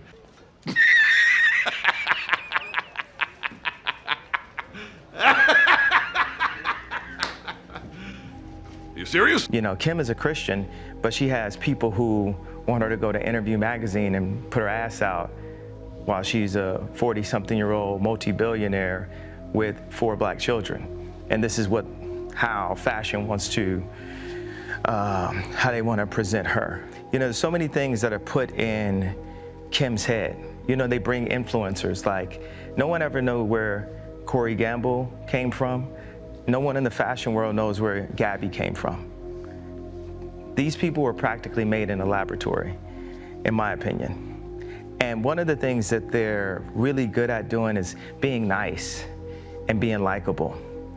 And what they do is, for people that have some form of influence, whether it's an educated black woman like my mother that became the head of the English department at Chicago State University, or whether it's the most influential white woman on the planet, being my ex-wife, they have people that are around them at all times telling them what to be afraid of. It's like not what to do or say specifically, it's what to be afraid of. And if you have a person that isn't afraid of them, you know, like a Russell Brand or Candace Owens. Right. It's not that we have to agree with this, but they're not afraid. They're not afraid to state what their opinion is. Yes. No one is God, and everyone has an opinion.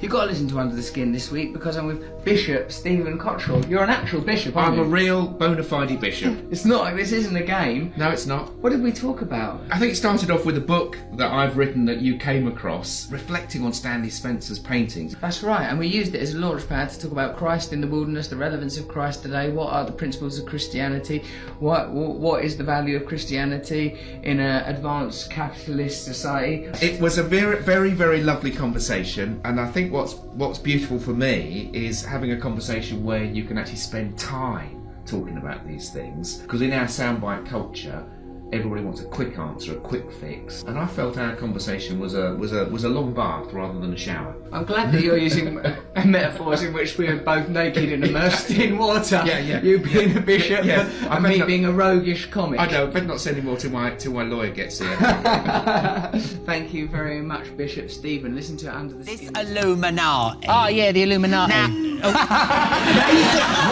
What are these people? Because the first time I heard about it, Susan Boyle did the ice bucket challenge, and they said there was an Illuminati symbol on her swimsuit when she did it, and they were going, "Oh, she's a part of the Illuminati," and I didn't know. So I was reading about it, and then it turned up in your book. Are they really lizards?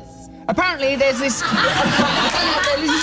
Apparently there's this group, I don't know, called the Illuminati, who are behind the scenes governing everything, running all the top businesses, running all the top organisations, and evidently this shadowy organisation are communicating through Susan Boyle's ice bucket challenge.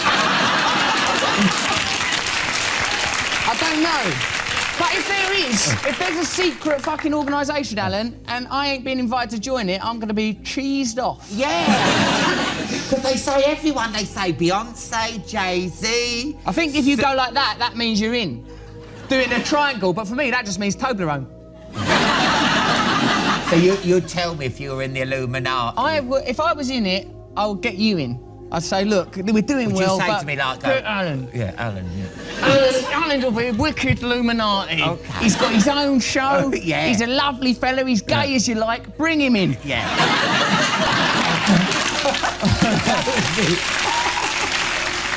And they're not the lizards ones, are they? I don't know where they intersect with the lizards, mate, because that's where it gets a little bit above my pay grade, to tell you the truth. I'd like it if at the end of this we got into Buckingham Palace, we said, Your Majesty, off with that crown, and she went, hello! Well into that. I'd still love to see a lizard, though, you know. What do you mean, one unveil itself? Yeah. Well, fucking hell. That was for? You proud of yourself? All that, all my theories for one fucking sound effect joke. Right, we'll go in depth into the structure of society. We'll talk about the Bilderberg Group and how corporations are dominating the world. And then we'll do the fly joke. It was a good fly joke. So I'm going to try to combat that while telling you about my new tattoo and my other tattoos. Particularly this controversial little guy that never fails to get a little mention from people who will ignore every other tattoo and every other thing about me in order to go, because 33 is connected somehow in ways I don't know, because I'm, get this, not in the Illuminati. And if you say someone's in the Illuminati, you've got to at least sort of go, like, and the reason I think they're in the Illuminati is because what they're doing and saying is leading to this, which the Illuminati would love, by the way, right? Like the Illuminati, if there is such a thing as the Illuminati, presumably they're a powerful centralized group who are interested in subduing individuals and controlling and instantiating institutional power so dominant centralized forces can continue to flourish while ordinary people suffer, right? So that would mean things like telling people, hey, everything's fine in the world, everything's great. And then you go, yeah, but you would do that because you're like controlled opposition. Yeah, but you would do that because you're like controlled opposition. It's like, well, as Neil deGrasse Tyson once said, is there anything that I could say that would make you believe, for example, that, you know, America did land on the moon or that the Earth is round? And if the person he's arguing with says, no, there's nothing you could say, he said, well, there's no point in having a conversation then, is there? Because when I spoke to him, I goes, do you think that the Americans really went to the moon? He goes, man, there's a whole, like, you can go to Cape Canaveral and there's all these, like, boxes of and files of complicated mathematical equations. It just would be such a mad thing if they didn't. Or if the Earth is flat, what's the benefit of that theory? So, in a sense, this started about tattoos, but it's quickly gone into conspiracy theories, because, like, I'm open to listening to conspiracy theories because there are no doubt conspiracies between powerful sets of individuals and powerful institutions, but the aim is always to increase and impose power, to maintain control. If you can't see how if you can't join the dots, then it's stupid. It's just baroque storytelling, unless you can go, yeah, because that means that this would happen. Now, for example, someone having a 33 tattoo on their arm, like, what's the benefit of that? If you are actually a part of a sort of a secret cartel controlling reality, do you have to mask that fact? And like, oh yeah, but yeah, you would do that. Oh, so it's that many layers of double bluff. I mean, like, for me, that's like, why? And all of a sudden, what are we talking about now? We're not talking about how do you get people to band together to challenge authority. That's the only thing worth talking about. Pointing out corruption, inviting people to go within themselves, to awaken themselves, to confront authority. All the other stuff is just like flim-flam, in my view. Anyway, so that tattoo is because I love the Lord Jesus Christ, and it's a sort of a lucky number, basically, because I thought I was going to die when I was 32, then I obviously didn't, as you can see. And so now, I love the number 33, and when I see it, I feel like I'm on the right path. I love the number 33, and when I see it, I feel like I'm on the right path. This is Lord Krishna. Lord Krishna, the master of all realities and non-realities and potential realities, the world of dark matter that makes up 80 or 90% of the reality that we even understand right now. Lord Ganesh, remover of obstacles. The Kundalini serpent, awaken the lower survival and sexual energies and turn it into divine spiritual energy, not that sexuality can't be divine.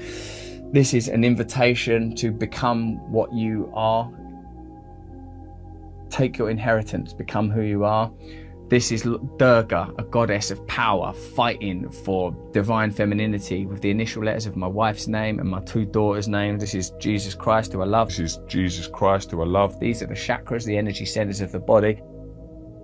That is the Kunda. It's a Sikh sign, 2 swords of justice, holding a sword of truth, thrusting through the world. That is West Ham United, the football team that I love. This new one is a William Blake drawing, and I didn't really know what it was when I got it because I just liked the drawing, but it's as you can see, it's like a spiraling serpent, which I think of as like sort of original DNA stuff, and a falling female form, and I think it represents the fall of man in the Garden of Eden. Now, how do you regard that? The Garden of Eden is the perfect state, the walled place of perfection. In it are all like is masculinity and femininity and the serpent energy and the divine knowledge and Yahweh, a kind of God figure overseeing it. Some people, like Eric Fromm, for example, believe that the act of biting the apple, some like Terence McKenna would say, is that sort of plant medicine and entering into knowledge, awakening personal self-consciousness. And given that they feel ashamed afterwards and cover themselves up, there's an argument saying, oh, what the apple is self-awareness, is separating from animal consciousness and becoming awake, becoming aware, like, oh my fucking God, I'm a person.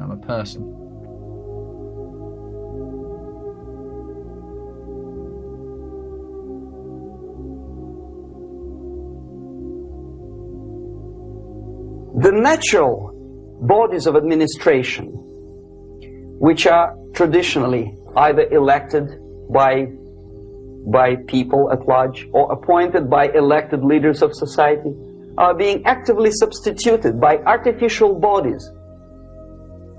The bodies of people, groups of people whom nobody elected.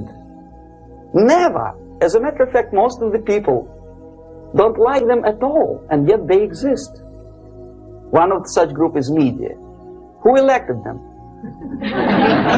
How come they have so much power, almost monopolistic power on your mind? They can rape your mind. But who elected them? How come they have a nerve to decide what is good and what is bad for the elected by you, president, and his administration? Who the hell are they? Spiro Agnew, who was hated by the liberal left, called them a bunch of enfeebled snobs. And that's exactly what they are. They think they know. They don't. The level of mediocrity in a big establishment like New York Times, Los Angeles Times, major television network, you don't have to be excellent journalist. You have to be exactly a mediocre journalist. That's easier to survive. There's no competition anymore. You have your good, nice income, $100,000 a year. That's it. Whether you are better or worse doesn't really matter anymore. As soon as you're smiling to the camera and do your job. That's it. No more competition. Power structure slowly is eroded by the bodies and groups of people who do not have neither qualification nor the will of people to keep them in power, and yet they do have power. They told Candace Owens I couldn't be on the Daily Wire. Like, you can't even explain yourself. And we don't care how you got to that point either. And that's fucked up. They told Candace you can't be on Daily Wire? It's not even about, yes, she did. That's what they said. And you know what? And you can have my voice raised or lower. I'm gonna do it lower, right? Because what's happening to me by, I put in your words, the media is saying, not only can you not explain yourself, we don't care how you got to that point, you need to apologize, and you can't explain, and that's the end of the story. So just apologize so we can have Mel Gibson do some more films. It's exactly what Ari Emanuel was saying. No one is looking to change the problem that led so many people to that same level of frustration. And I just so happen to be the one that's not gonna back up on it. Right now, what I'm calling for the industry is I'm calling the industry out and saying, like, hey, it just so happens that there's been times where I had my lawyer was Jewish, my regulator was Jewish, but like 8 people that basically would collude and talk without me were in groups saying, okay, this is what the tour is going to be, this is his next house, and they were making all these decisions, and they're making all this money. And at the end, I was like, I ended my tour and I don't have the money. And it just so happens that that's the case, that what they were. But what I'm saying is, if everyone can say, hey, you can't point out this fact, or we're going to say you're anti-Semitic and we're going to call you Hitler, I feel that there has to be at least 1% of safeguarding the ability to screw the artist based on saying it's anti-Semitic by pointing out that they just so happen to all be Jewish. Higher level agenda written all over it. Yeah, they're using the death of an individual. Yeah, sure. The media are. Not the Jewish media, the media. The media is fucked up. That machine takes whatever tragedy and pushes it towards whatever narrative that gets more clicks and views and so on. Sure, and then politicians do the same. They use the media, they influence the media to tell a story. And this is a simple thing I'll put. I believe that the idea of anti-Semitism and the closeness of the Holocaust is used by certain individuals in media to not take accountability for the bad things that are happening. all the assholes that fucked you over in the music industry, fuck artists over in the music industry, are individuals. They're not Jews. They are Jewish. It doesn't. They're human with opportunities, and they took those opportunities. I don't care if they're Jewish. Do you feel like I should release that pain and separate it? Yes. Okay, so if you're saying I should release that pain and separate it, then I'm telling you should release your pain and separate it, and we could get to the list of how you are a being with engineering opportunities. That's 100%. I see what you're doing. That's exactly what you're doing. The pain, I'm gonna let it go. Engineering challenges, I get it. One of the problems you highlight is people get fucked over in the music industry, and get fucked over in the media, get fucked over all over the place. They created. There was a Jewish trainer that brought me to the hospital and put in press that I went to the hospital. I know friends that off of exhaustion, a Jewish doctor, they diagnosed Why do you keep saying me Jewish? Because they were, right? Diagnosed me with bipolar disorder and shot me with medication and put me on medication, then put it in the press. And every time, even if I wore the wrong color hat that a nigger is not supposed to wear, right? Then they immediately say he's off of his shit, he's off his meds, he's off his rocker, and it's literally used as a scarlet letter control mechanism for the people. Understand, the kids, the colleges, the high schools, what do you think they put me right now? They put me as the prophet. They put me as the prophet. Not the leader. It doesn't have to be the leader, right? Because we need a more intelligent person to be the leader. But at least, right, they put me as the prophet. They put me as the only person that would say this. And I'm just saying that was 4 Jewish members that controlled my voice, because for the fact that 90% of black people in entertainment, from sports to music to acting, are in some way tied into Jewish business people, meaning that in some way, just like if Ram is sitting next to Obama or Jared sitting next to Trump, there's a Jewish person right there controlling the country, the Jewish people controlling that who gets the best video or not, controlling what the media says about me. It's a person, not Jewish. Let me just say one thing. But they are, though. That's the only thing. It just so happens that they are. So is there somebody in your life close to you that you trust enough to call you out on your bullshit? We're all full of shit sometimes. What's my bullshit? Well, some of it I pointed out today, but I don't know you deeply enough. What was the bullshit? Jewish media, Jewish... That's not bullshit. The bullshit is that the Jewish media won't admit... Your dad was right. Your dad was right. The words you used, you weren't... And I said it. You're not going to make me say it 800 more times.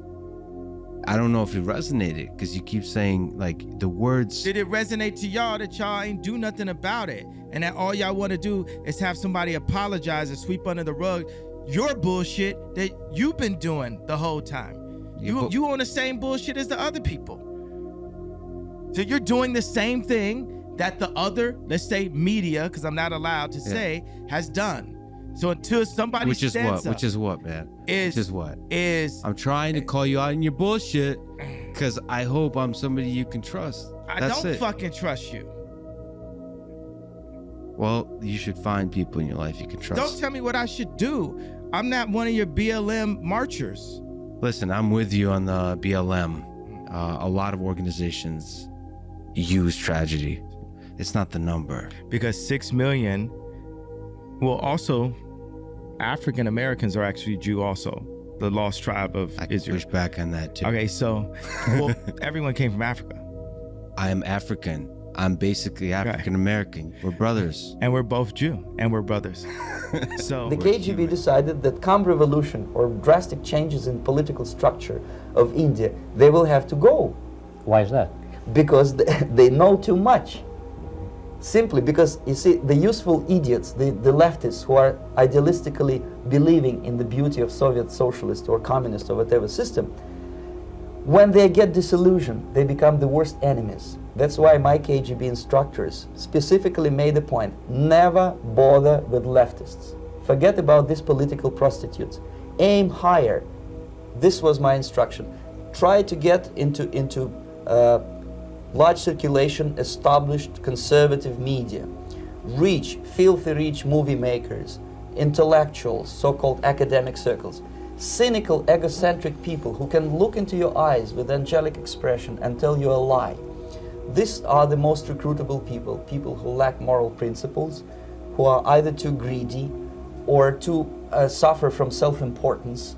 They feel that they matter a lot. These are the people who KGB wanted very much to recruit. But to eliminate the others, to execute the others, don't they serve some purpose? Wouldn't they be the ones they rely on? They serve purpose only at the stage of destabilization of a nation. For example, your leftists in United States, all these professors and all these beautiful civil rights defenders, they are instrumental in the process of the subversion only to destabilize the nation. When their job is completed, they are not needed anymore. They know too much. Some of them, when they get disillusioned, when they see that Marxist-Leninists come to power, obviously they get offended. They think that they will come to power. That will never happen, of course. They will be lined up against the wall and shot. But they may turn into the most bitter enemies of Marxist-Leninists when they come to power. And that's what happened in Nicaragua. You remember most of these former Marxist-Leninists were either put to prison or one of them split, and now he's working against Sandinistas. It happened in Grenada when Maurice Bishop was already a Marxist. He was executed by a new Marxist who was more Marxist than this Marxist. Same happened in Afghanistan when first there was Taraki, he was killed by Amin, then Amin was killed by Babrak Karmal with the help of KGB. Same happened in Bangladesh when Mujibur Rahman, very pro-Soviet leftist, was assassinated by his own Marxist-Leninist military comrades. It's the same pattern everywhere. The moment they serve their purpose, all the useful idiots are either be executed entirely, all the idealistically minded Marxists, or exiled or put in prisons, like in Cuba. Many former Marxists are in Cuba. In prison. Exactly what our culture is based on. Think about us judging each other on how white we could talk would be like, you know, a Jewish person judging another Jewish person on how good they danced or something. I mean, that's probably like a bad example when people are gonna get mad at that shit. But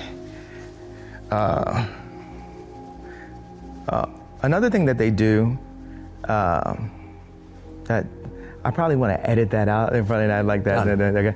Okay, so, you know, I was talking to Ice Cube today, and we got really beat up in 2020 for saying we need to approach things a different way and not just be trauma drunk. Right. Which is a term that God just hit me with in the past couple of days. We are no longer trauma drunk. We are no longer trauma drunk, and we're no longer trauma bonding, and we're no longer woke in the sense of what woke is, because woke is just complaining about racism but not doing anything about it. So what we're gonna do about it is say, hey, you know what? Y'all not gonna send nobody at me based on my opinion. You asked the question before. It drove me crazy to not be able to say that I like Trump. Planned Parenthood was made by Margaret Sanger, a known eugenics, with the KKK to control the Jew population. When I say Jew, I mean the 12 lost tribes of Judah, the blood of Christ, who the people known as the race black really are. This is who our people are, the blood of Christ. This, as a Christian, is my belief. You know, every day we've been killing each other in the streets every day. One of the amazing things with Mayor Suarez is the murder rate has gone down. And yeah, I mean, you set that question up. You have more information about about what happened in the hospitals. So, in all honesty, I don't have the most facts, as many facts. No, I mean in your life, like so I might have deflected. The COVID vaccine, the being stuck inside. Like, what did you think of all that? I was vaccinated. I was vaccinated. I was vaccinated. And you know what? I believe totally in your freedoms. I do. You got to do what you have to do. But I recommend take the vaccines. I did it. It's good. Take the vaccines. But no, that's okay. That's all right. You got your freedoms. But I happen to take the vaccine. If it doesn't work, you'll be the first to know, okay? I'll call up Alabama and say, hey, you know what? But it is working. But you do have your freedoms. You have to maintain that. You have to maintain that. And you got to get your kids back to school. But in reality, the main emphasis of the KGB is not in the area of intelligence at all. According to my opinion and opinion of many defectors of my caliber, only about 15% of time, money, and manpower is spent on espionage as such. The other 85% is a slow process which we call either ideological subversion or active measures, активные мероприятия in the language of the KGB, or psychological warfare. What it basically means is to change the perception of reality of every American to such an extent that despite of the abundance of information, no one is able to come to sensible conclusions in the interests of defending themselves, their families, their community, and their country. It's a great brainwashing process which goes very slow, and it's divided in 4 basic stages. The first one being demoralization. It takes from 15 to 20 years to demoralize a nation. Why that many years?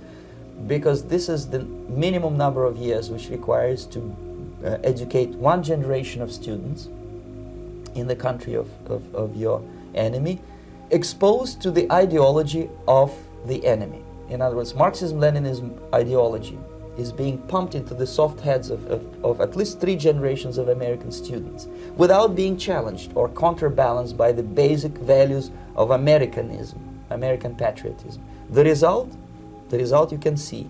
Most of the people who graduated in the 60s, dropouts or half-baked intellectuals, are now occupying the positions of power in the government, civil service, business, mass media, educational system.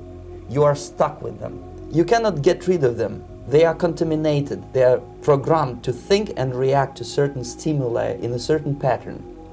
You cannot change their mind, even if you expose them to authentic information, even if you prove that white is white and black is black, you still cannot change the basic perception and the logic of behavior. In other words, these people, the process of demoralization is complete and irreversible. To get rid society of these people, you need another 20 or 15 years to educate a new generation of patriotically minded and common sense people who would be acting in favor and in the interests of the United States society.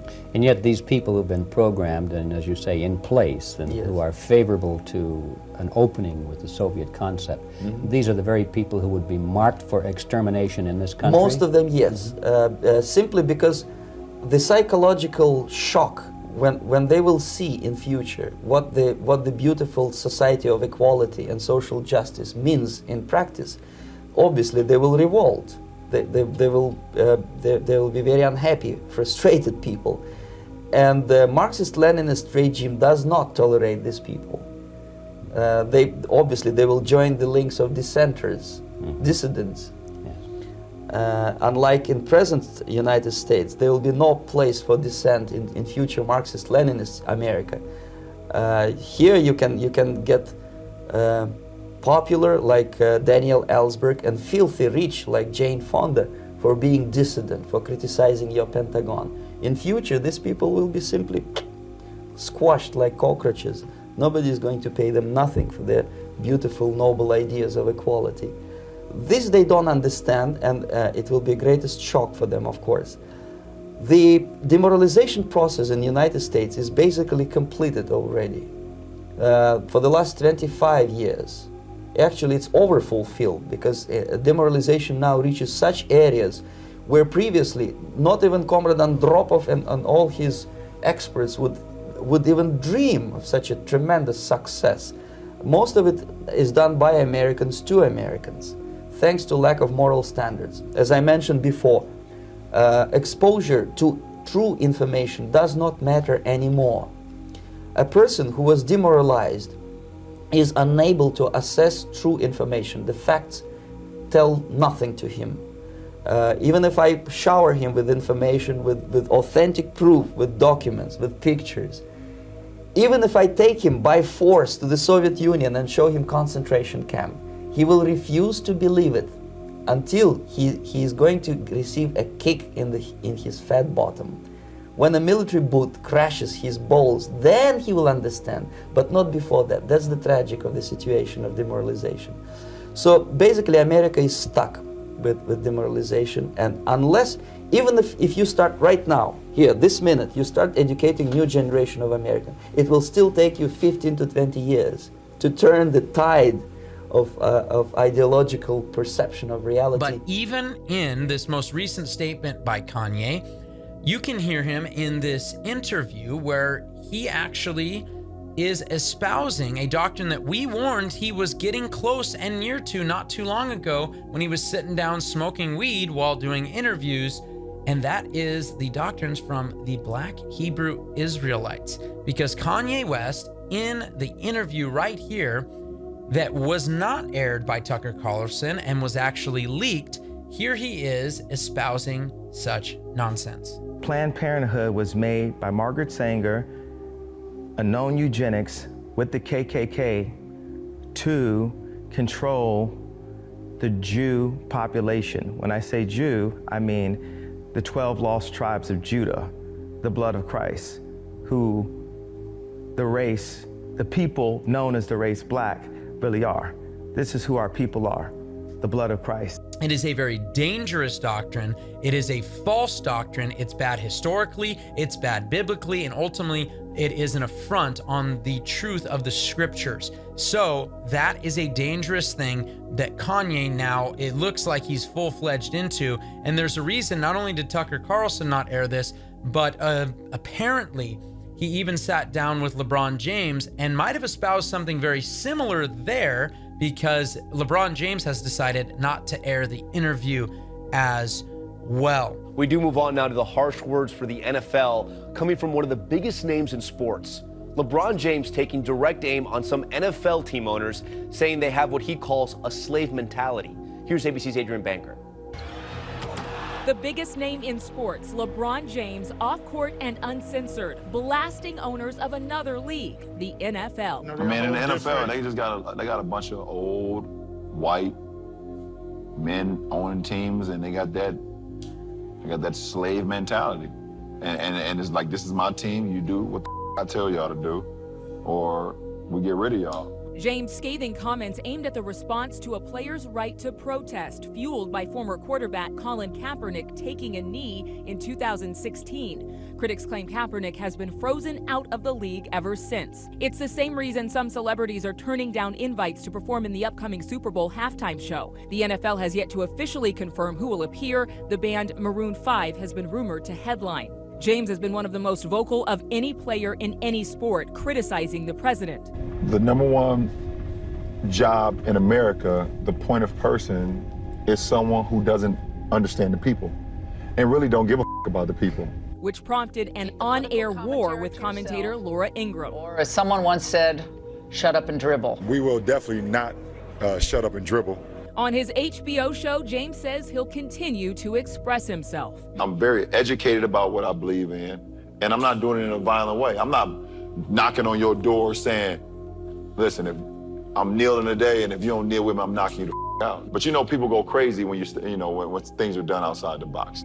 And when we look down this train here, we also see the compromising, and this is from different conservative ideas. A lot of people are really excited about Kanye. A lot of people were really excited about Joe Rogan. A lot of people were really excited about Aaron Rodgers, who was out there doing ayahuasca and all the craziness and so forth, because people were mad at him for not getting the vaccine, so he must be on our side. And then we go down to a guy like Max Lucado. Now, Max Lucado, for most people, would say, hey, wait, Max Lucado is out there repenting for coming against homosexuality in earlier sermons and so forth. How is he part of the conservative side of things? Well, he was just recently on Glenn Beck.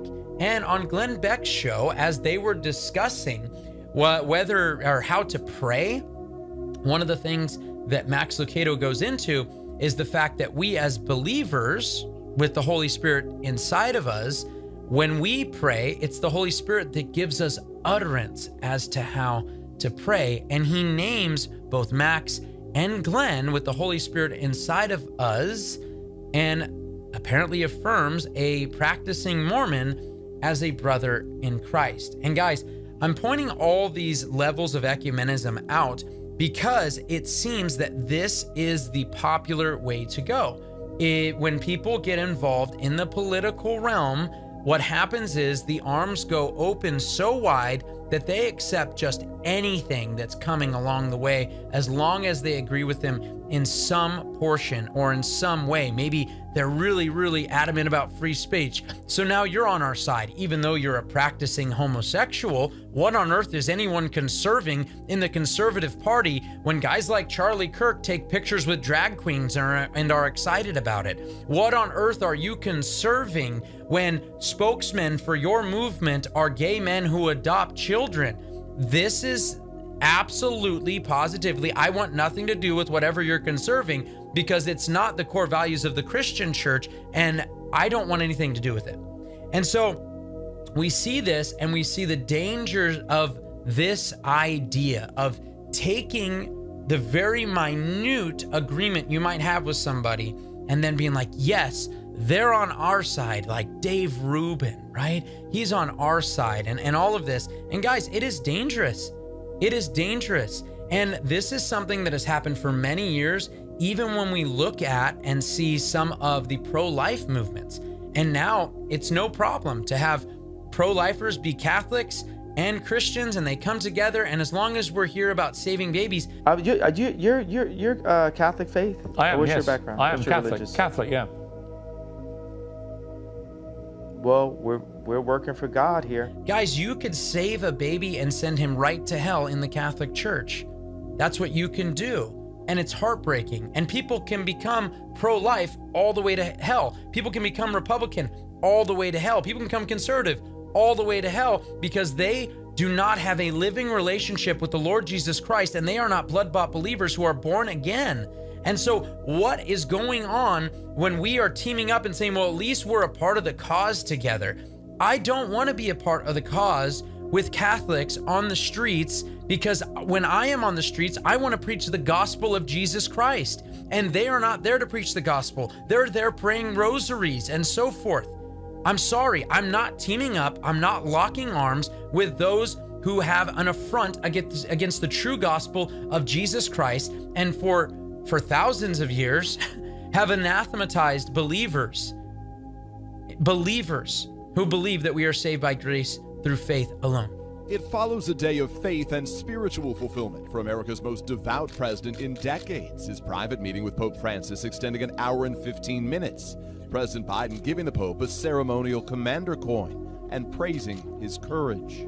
You are the most significant warrior for peace I've ever met. Demonstrating their close bond, this their fourth meeting, but his first as president. Mr. Biden was at ease with his church's leader. God, this is not also an accident. It's not an accident, the COVID-19. It's a confirmation of our mission to collaborate, to contribute in the change of this world. We need really to get together so we can go in another way. Something has to change. So don't forget this crisis. Not just, okay, that was a bad night, a nightmare. No, and we are awake again, and we are again in our life as before. No, we have to take the lesson that if we don't change after this, the next one will be worse. If we don't change after this, the next one will be worse. Yo, Class Low Max, Lyrics in Motion, this is Kendrick Lamar. Y'all stay tuned. Like, whoa, whoa, whoa, whoa, whoa. Don't gotta limit, just give me some more. Getting y'all some insight on this Good Kid, Mad City album. Question was, why do I put spirituality inside my music? Really, truthfully, it comes from me as a person. Somebody that was always inquisitive, on life after this world, inquisitive on God and Jesus himself. Always trying to figure out and just become a better person. Not saying that I'm an actual saint, but this is me. This is who I am, and people be scared of that. Sometimes the industry was scared of that for a long time, but I couldn't stray away from that. This is how I think on a daily basis, and my music reflect my actual life. So I will always continue, to put that type of message and them type of stories in my music, no matter what I'm doing, because this is me as a person. My personal beliefs. Maybe you might not have the same personal belief, but at the same time, you can still think, and maybe you can spark an idea in your brain, and continue to keep going. So that's what keep me going. The type of people I can inspire, the type of people I can influence. I cannot do this shit alone.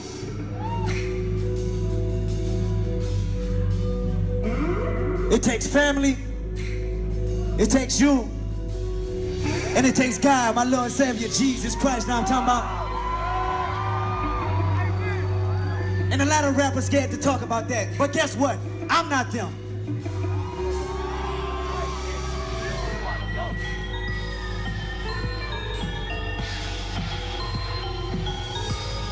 This shit is personal, man.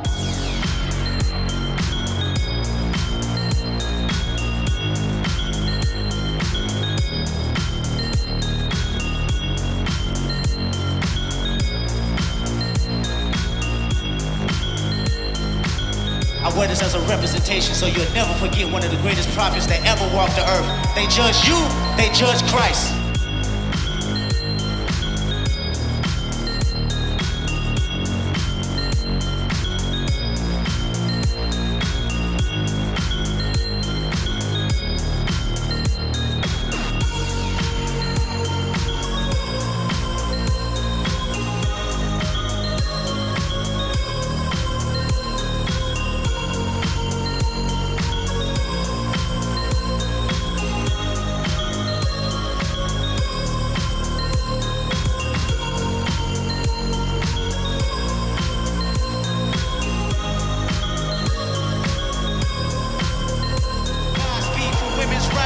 judge you, they judge Christ.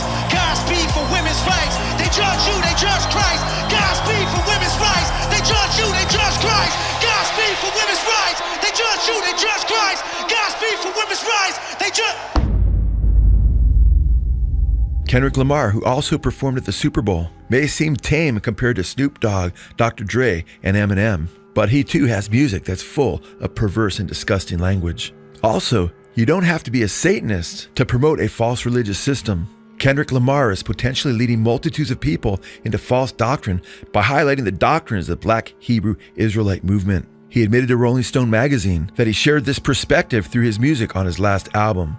The man behind Kendrick Lamar's recent references to Hebrew Israelite doctrine is his cousin, Carl Duckworth, who is himself a member of the Black Hebrew Israelite movement, with his sect being headquartered in New York. Duckworth goes by the name Carney Ben Israel. Here we see Lamar with a Bible in his right hand as he's wearing a t-shirt designed by Black Israelites with a scriptural reference. Lamar's cousin, Israel, wrote below the photo on his Facebook page, quote, "We study all that day, and I gave him my Bible that day in his hand. All praises to the Most High. The word is getting out there." Kendrick Lamar's song Yah promotes the sect, with Lamar rapping, "I'm an Israelite, don't call me black no more. That word is only a color, it ain't facts no more." According to the Southern Poverty Law Center, the Black Hebrew Israelite sect in Baltimore is classified as a hate group for their hatred towards white people. Many Black Hebrew Israelite sects actually teach that white people are evil. It's like a black version of the Ku Klux Klan. According to Jacob S. Dorman, rather than identifying with true Judaism, most Black Hebrew Israelite groups, beliefs, and practices are an amalgamation of all sorts of beliefs, including occult teachings from, quote, Freemasonry, mind power, Theosophy, Judaism, the occult, and African American Christianity's deep association with the Hebrews of the Old Testament. Theosophy was founded by Madame Blavatsky, an occultist who claimed that Satan is the real redeemer and that Yahweh is evil. In Lamar's last album, he also raps about a verse from the biblical book of Deuteronomy, applying it specifically to Black folks as though they are under a curse, declaring, "And Deuteronomy say that we all been cursed." Sadly, Kanye West, who had been claiming to be a Christian, is now promoting the Black Hebrew Israelite movement. Kanye claims to be an Israeli descendant whose people were enslaved in Egypt for 400 years, and uses the same verse that Lamar does to claim that it applies not to the Jews, but to Black Hebrew Israelites who are now under a curse. And by the way, we blood of Christ. We blood of Moses. We're not just a color in a crayon box. Oh, they don't want it, but we are kings. But the 400 years doesn't have to deal with slavery. It has to deal with the Bible. It has to deal with us being disobedient to God. Right. And that's why we farm land that isn't our own. I'm going to talk to you real quickly here about the political structure of the Antichrist government that's coming. I'm going to call this the Devil's Triangle. Okay? And you're going to see here what I'm talking about, the three parts of this coming political system. Okay, the Devil's Triangle. I'm going to try to get this thing out pretty quickly, so just bear with me. Let's draw a big triangle here. Just a quick drawing, nothing real special. All right, so what is the Devil's Triangle? Well, obviously consists of three different things. At the very top, and I want you to bear with me here, this is going to be some interesting stuff. You have the IFB system / Catholic. And we'll make some points on this to prove what I'm saying. All right, that's at the top. Independent Fundamental Baptist / Catholic, Roman Catholic. Bear with me, okay? Because the modern IFB system is not the original, what Baptists were hundreds of years ago. But like I said, stick with me here for a minute, I'll prove my point. Down here in this corner we have the military, and you could say the military-industrial complex, okay, but we're just going to go with military. Over here we have the I'll just call it the alt-right. Okay, the radical right-wing movement over here. So you have Catholic, Independent Fundamental Baptist / Catholic, military, and alt-right. Okay, now if anything's going to get me kicked off of YouTube, it's probably going to be this little video here. They're trying more and more to get me kicked off. There are guys in military intelligence types that have been threatening me and things like this. So how long this channel is going to exist, I don't know. But the one that really controls the internet is down here. Don't think for 1 second that it's the left liberals and things like this. No, it's the military. But let me make a couple points here. Okay? Now, think about this. With the up here, because I know everybody's going, that's crazy and everything else. The IFB Catholic thing, that's nonsense. Let's make a couple points here. First of all, what are these two groups here? And I'm talking pre-Vatican II Catholics, okay? I'm not talking the modern whatever Catholics. I'm talking pre-Vatican II Catholics and the radical independent fundamental Baptists, okay?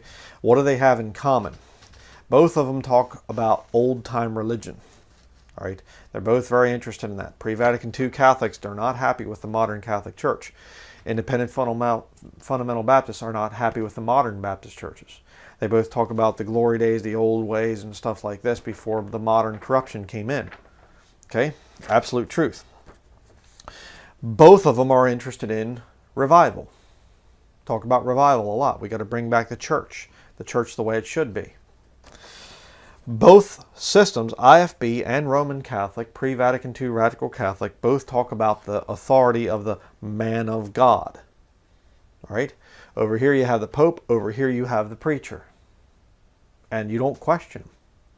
Again, you know, I've done plenty of studies on this whole thing. The IFB system, you get a real true IFBer. And they get into this man of God thing, the Jack Hyles system. A lot of the guys that are spin-offs of Jack Hyles, and they will come out and they will say, you don't dare question the man of God. Even if you disagree, even if you know he's doing wrong, you don't come out against the man of God. He's God's appointed man. Same thing that the Catholics teach. Interesting. So both the IFB and the Catholic believe that they are the true path of salvation. There's no salvation outside of these systems. They'll question you.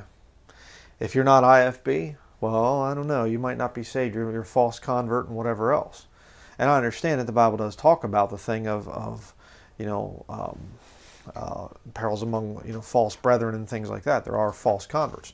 I understand that. But this whole Baptist system does not line up with the teachings of the King James Bible. What they do is a lot of tradition that has entered in and usurps the authority of Scripture, just like over here. And of course the Catholic teaching that there is only one true church, and all are obliged to belong to the one true church in order to be saved. You see? The next point, Protestant versus Catholic. And the IFBers will vehemently, we're not Protestant, we're not Protestant. Well, the more modern manifestation of the independent fundamental Baptist churches are Protestant. Yes, they are.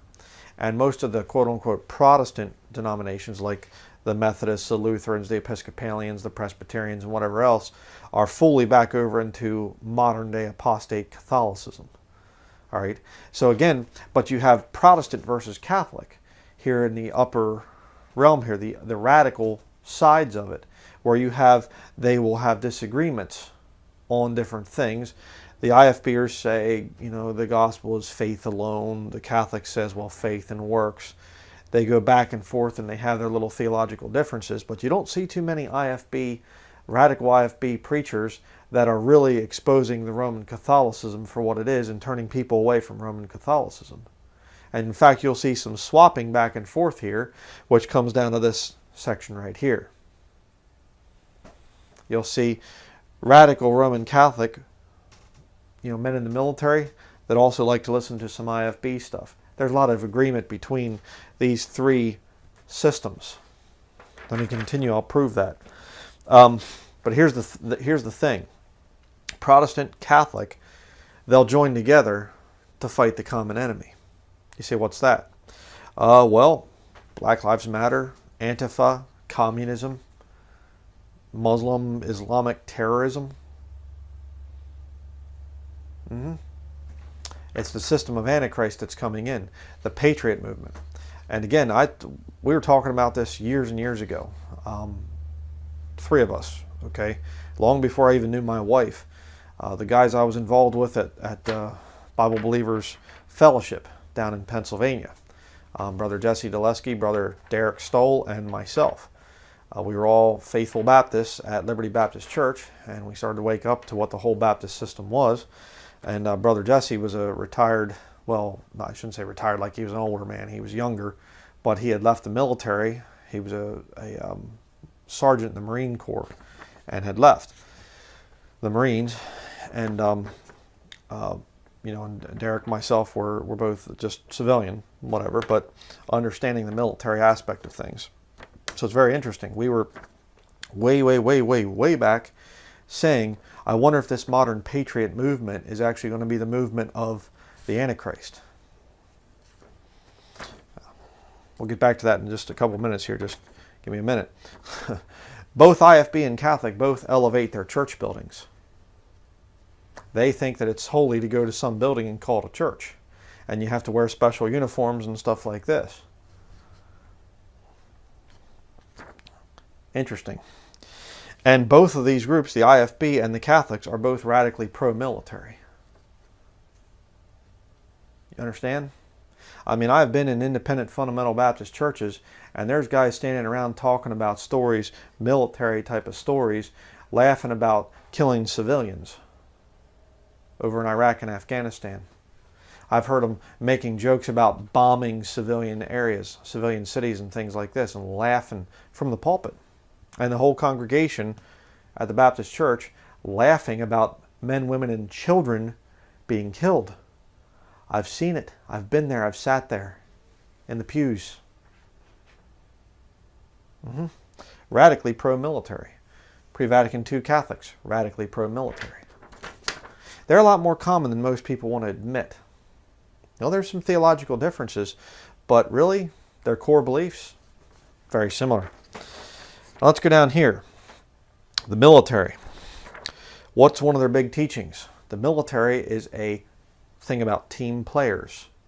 There's, you know, you have to have your battle buddy when you go into the military and things, basic training and whatnot. You are part of a unit. You are part of a group. It's discouraged to be an individual in the military. Okay? Same thing up here. I've been told that I'm an isolationist and a hermit and whatever else, and how dare you, you're not part of a local church. You need to be part of a local church. You see? And I understand that there are, you know, Ephesians chapter 6 talks about, compares us to soldiers and things like that. 2 Timothy chapter 2 talks about, comparing us to soldiers again. You know, I'm trying to keep this thing fairly short, so we're not going to go to those places. But again, over here, military, you have a command structure. Back up to the man of God thing. You don't dare question the preacher. And you have the deacons, and you have the command structure here. But you read the King James Bible, the men that are in ministry up here that have the oversight, I shouldn't even be pointing at that, the elders that are overseeing the flock are to be as examples. They're all to submit themselves one to another. All right? They're to have the rule there, that's true. Teaching and things and keeping order, but they're not supposed to lord over the flock. And yet the IFBers and the Catholics do. Just like they do in the military. The command structure. And again, I know IFB institutions, Bible institutes and stuff like this, that will literally use military ranks for their Bible graduation. James Melton does it. There's a guy in Ohio, E-Step or something like that. When I was at Eldred, Pennsylvania, the pastor there, Bruce Ireland, actually had gone through this Bible Institute, and you come out as a captain or a general or a lieutenant or whatever else, depending on how far up you go in your Bible college training. I'm not joking. Baptists will use military terminology as far as their command structure. Military, what's one of their big things? For God and country. You're fighting for God and country. Where are they getting the religious aspect of it? You see? Up there. The military uses Jesuitical tactics and speech. Again, up here. They'll say, we're bringing in peacekeeping forces. Huh? You know, these are peacekeeping weapons and soldiers and bombers and tanks. They're here to keep the peace. They're designed to kill. How can that be a peacekeeping force? And what you understand is, when you start to understand this whole thing, you will start to see military tactics being used up here in this system. And of course down here too. The whole thing ties together. Another big thing with the military that you're going to understand if you get into studying some of this stuff, they are the ones who test out all the high-tech gadgetry out there. Again, there are plenty of stories of, I was watching a thing this morning about the Air Force and some of the high-tech weaponry that they were using going back to Vietnam. They were having, I think the Blackbird, was it the A-12 or SR-71 or something, Blackbird fighter jet, you know, and they were basically using the thing for reconnaissance back in the Vietnam era, and they were saying the thing could fly from coast to coast here in America in 67 minutes. An hour and 7 minutes flying from coast to coast. They said the thing was so scary fast. Incredible. During the 60s and 70s. What do they have now? The military already has rolled out ID cards with RFID chips in them. Special operations, again, you know, a brother that I mentioned earlier, Brother Jesse Dulesky, was telling me special operations guys were already getting implanted with microchips back when he was in the military. Yeah, you get into top secret security level clearance type of stuff and things like this where you're going through testing and whatever else. They're getting into implantable microchips and being tracked and the whole deal. For their safety, of course. But what about the alt-right here, the alternative right? The right that, you know, has said, oh, we're you know, the Republicans and things don't go far enough. We need to be even more radical and things like this. Well, they're racist. Neo-Nazis, essentially. What were the Nazis again? The hierarchy was Roman Catholic. Signed a concordant with the Pope, Pope Pius XII. Yeah, there was a Catholic Inquisition. It was the whole Nazi movement. Again, I proved that over and over and over again in my studies. The alt-right is anti-Semitic. They don't like the Jewish people, the Zionist conspiracy. Well, guess what? In the military, I don't know if I have the book, yeah, right here. This guy, Michael Levine, I have some more information coming out about this guy. Michael Levine, former DEA agent and best-selling author of Deep Cover. Right there you go, the big white lie, talking about how the government brings in the cocaine and things like that. Michael Levine was a Jew. And he was basically persecuted many, many times because of the fact that he was Jewish. And there are, again, there are whole stories of special operations types of guys, military intelligence types of guys. They won't let Jews in into the higher levels of the military. And you start to look at some of the control structure of what's going on with the military, it goes back to the Catholics. And I have a video where I showed there was a Baptist preacher, independent fundamental Baptist preacher, who was being given awards by the military as the Officer of Deception for the year. Active duty military, and he's a independent fundamental Baptist. And you look at these guys over and over and over and over again, they're in bed with the military, the Baptists, active duty, former military, things like that, military veterans in the IFB movement.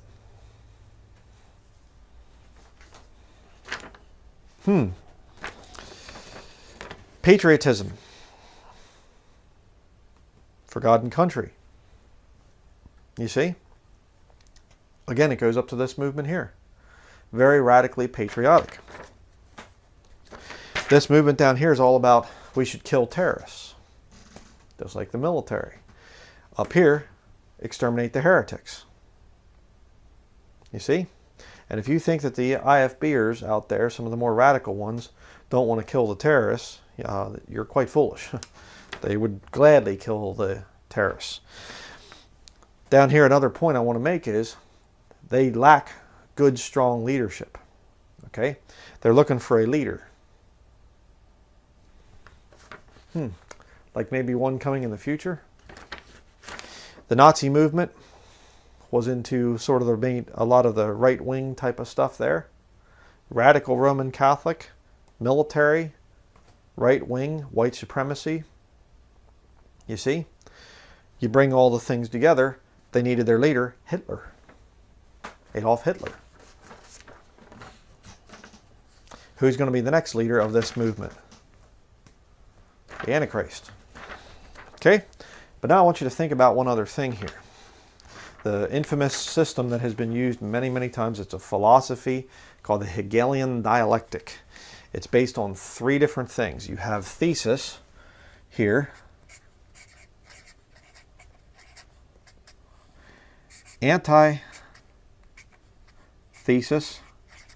or antithesis, if you want to say it that way, and then finally you have synthesis.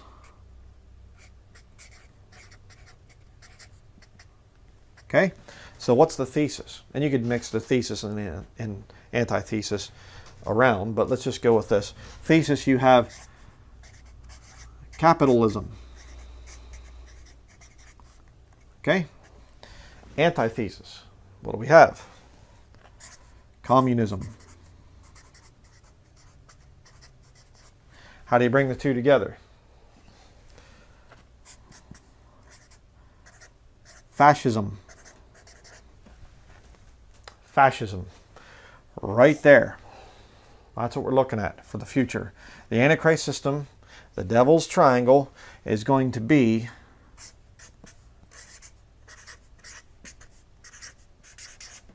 fascism. That is going to be the Antichrist system of government right here. Again, you get this whole thing, they'll say, oh no, the Antichrist it's about the ecumenical movement, all religions coming together and just a, one world religion that we're all accepted. That is nonsense.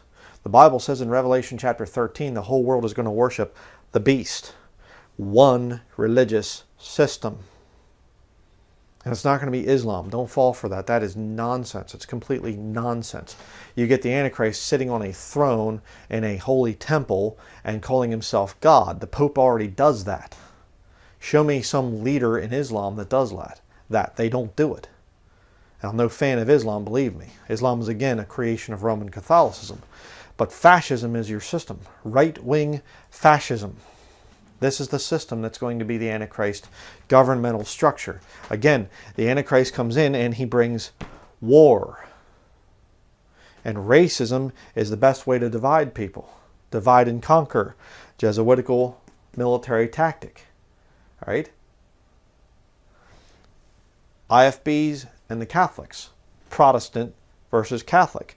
Coming together to form fascism. To fight the enemy of communism, Antifa, and Black Lives Matter, and a lot of these other organizations, the whole liberal movement. That's what's going to happen. Let me make a couple other points here. Why is it that all of these different rallies and things like this, the police are standing down and letting the radical left riot and destroy things, burn things, and all this other stuff? Why? Because it's going to be used to get this movement kicked into high gear. The whites are getting sick and tired of it. They're getting sick and tired of being pushed around, and everything's blamed on the white people. And if you say, I'm glad I'm a German American or something, you're a racist. But they can say they're black American, and they're not racist. You see? They want to raise this thing up because it's part of the devil's triangle for right-wing fascism. See? That's important for them. I saw recently here, just in the last couple of days, Faith Goldie. I've talked about her somewhat before. Very radical Roman Catholic of the right-wing system here. She spoke, she was at this whole thing in Charlottesville, Virginia. She spoke at some alt-right program or whatever else. She spoke at the thing and stuff, and her Jewish boss, Ezra Levant, I think the guy's name is, from Rebel Media, he fired her because she was being rough, I guess, on sex perverts and things like that, and sodomites, and the transgender, the whole thing, whatever else there. But she was fired for being on an alt-right program. And she's coming out a radical Catholic and things like this. I saw that she was in Phoenix, Arizona not long ago. near where a certain pastor that I don't like very much is headquartered out of. No connection, I'm sure, there. She was down there to shoot firearms at a gun place and things. Another one that's crazy is Anne Barnhart, another radical Roman Catholic. Again, I've talked about her, burning the Quran and saying about, inviting Muslims to come after her and that, get in a gunfight, essentially. Black Lives Matter and Antifa getting white people ready for war. Again, I've talked about that. I just wrote down a couple points here. InfoWars, again, Alex Jones radicalizing the right wing, again, fascism, trying to bring that whole thing in. We have to unite to destroy the New World Order. They're setting up a phony New World Order system that is everybody getting together and the globalists and all this other stuff. And how are you going to unite? We need to come together to destroy the enemy, the perceived enemy. See, what are they doing? What are they getting ready to do? Unite under the Antichrist. The ultra-right, the military, IFB Catholic, all coming together. Right-wing fascism. Okay? Again, military spooks and things, humanist internet, or excuse me, not humanist, I'm reading my notes wrong. Human intelligence in the military. Military intelligence, they're the ones that control the internet. Again, they're hiding behind this veil of, it's the radical liberals. They're doing that thing, you see, promoting the antithesis here, communism. They're doing it to get the right-wingers upset and angry. Okay? This is really, really crazy stuff. What's the next thing here? Antichrist Patriot Movement versus Ecumenism. Okay, I talked about that. Another guy, Clay Higgins, Republican congressman from Louisiana, and a radical Catholic. Again, I've done a video on that guy. Again, calling for violence and things like this, calling criminals heathen, and saying that they've attacked Christ Church and stuff like this, meaning that they've attacked a Roman Catholic, church building and things. And the guy's a congressman now. He went from being a police captain, I think he was, down in Louisiana. Now he's a Republican congressman. Very, very radical man. And definitely has the charismatic personality that he could really influence a lot of people in this whole system right here. Okay? Another thing, I'm going to be showing a video on this I'm going to be doing a Camtasia video and bringing this information out. Crazy stuff. Steven Anderson is he has an actual website called the Trueborn Sons of Liberty. Okay? Again, the patriotic movement, this whole thing tying together. Another one is the Black Robe, or the Black Regiment, it's called. Chuck Baldwin. Again, this Baptist, military, right-wing conspiracy thing, joining together. The Black Robe, the Black Robes, I'll say it that way, was a nickname for Jesuit missionaries centuries ago. And I understand they'll say, well, yes, but it was also the early pastors during the Revolutionary War era and stuff like this. I don't know too many Bible-believing preachers that are wearing black robes when they preach. And I know a lot of them they did, the Anglicans and stuff like this, George Whitefield. Let me get the book here. Where is it at? I have the book here someplace. But a lot of these, preachers back in that time period, they would wear these black robes. No scripture for that. But I've showed it in other studies. I don't know where it is right now. I'm just looking here, can't find it. But oh yeah, right here. Okay, I was looking at the wrong kind of title. Okay, there you can see his black robe. And so they called him the Black Robe Regiment or Black Regiment and things like this. These ordained clergy and things, and stuff. But see, you say, well, see, but it was good preachers, and then the Jesuits, they wore black robes too. Why would you wear a black robe when there's nothing in Scripture that says to do that? And knowingly wearing it at the same time that Jesuits are going around the country with black robes on, known as the Black Robe Regiment. It's very dangerous, very dangerous. And I'm going to be showing you some of the names on this Black Regiment list. And I'm going to be recording it, and I'm going to be getting it out about the same time that this video comes out, because they'll probably end up taking things down or changing things and whatever else. That happens so many times, it's just crazy. And again, you know, I need to say this. I did not say this in my video I did recently on the thing of chastening, I believe it was. Or no, it was the, yeah, I think it was that one, where I brought out the thing about Jack Hyles, and I didn't make my point. I was going to, and then I got kind of sidetracked, if you can imagine that. And I said about this thing, it's so weird that I brought out a video against Jack Hyles, big IFB'er, big time pro-military, and into many of the things, maybe not an open racist, but, you know, into many things with the right wing and stuff like that. And you would think that the quote-unquote liberal YouTube would just be clapping and applauding me and saying, oh good, you're attacking the IFB movement. And yet my video has been banned in a lot of countries other than America. I wonder why that would be. Why would liberals ban a video against a Baptist preacher and a Baptist system? Isn't that weird? And why are liberals going after me when I'm attacking a lot of the things that they supposedly are attacking? Because it's not the liberals that are running the internet. It's the military. Right there.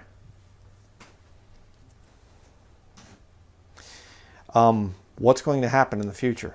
Well, I'm telling you what's going to be happening. This is the system of the Antichrist right here. It's not going to be radical Islam. It's not going to be a New World Order, United Nations type of a thing, whatever, whatever. That stuff is a smokescreen. It is going to be radical Roman Catholicism, just like the Bible teaches, Revelation 17, Revelation 18. The woman rides the beast. Do you understand? It's Roman Catholicism, using right-wing fascism. Okay? And again, racial prophecy that was given way back in Genesis by Noah. Japheth, God shall enlarge Japheth. The white races of Europe are the ones that go out and make the wars. The biggest wars have always been the white nations. That's the way it's going to be. Black Lives Matter comes along and says, oh, we're going to overthrow the whites and things like this. We're going to destroy all this Confederate stuff and everything else. They're being set up for a slaughter. When the right unites with religion and the military because of a charismatic leader bringing in right-wing fascism, it's going to be this death and destruction to Black Lives Matter, the communistic movement, and Islam. I'm telling you. And you say, what are we supposed to do about it? Get saved. That is your only chance. The only chance.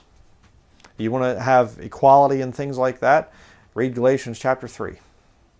All right? Equality only comes through salvation, through the Lord Jesus Christ. You think that you're going to be heading into a world where things are going to be nice and everybody's going to get along and stuff? You are out of your mind. You're out of your mind, completely out of your mind. The Antichrist brings war. He brings right-wing fascism. Total death, annihilation, destruction. Yeah. And if you're Jewish, let me tell you something.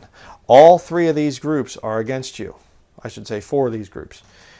Actual old-time Baptists are not against the Jews. Many of them were very much Zion, supporters of the Zionism type of movement. But the new branch, the new variety that's coming out with Steven Anderson heading the thing, and a lot of these other guys, Sam Adams and things like that down in Florida, again, the Black Regiment, Chuck Baldwin, these guys are anti-Semitic. They teach replacement theology exactly as Roman Catholics have for centuries. Unite the right. You better wake up. You better wake up. You better get saved. The second Holocaust is coming. You better get saved. There's not much time left.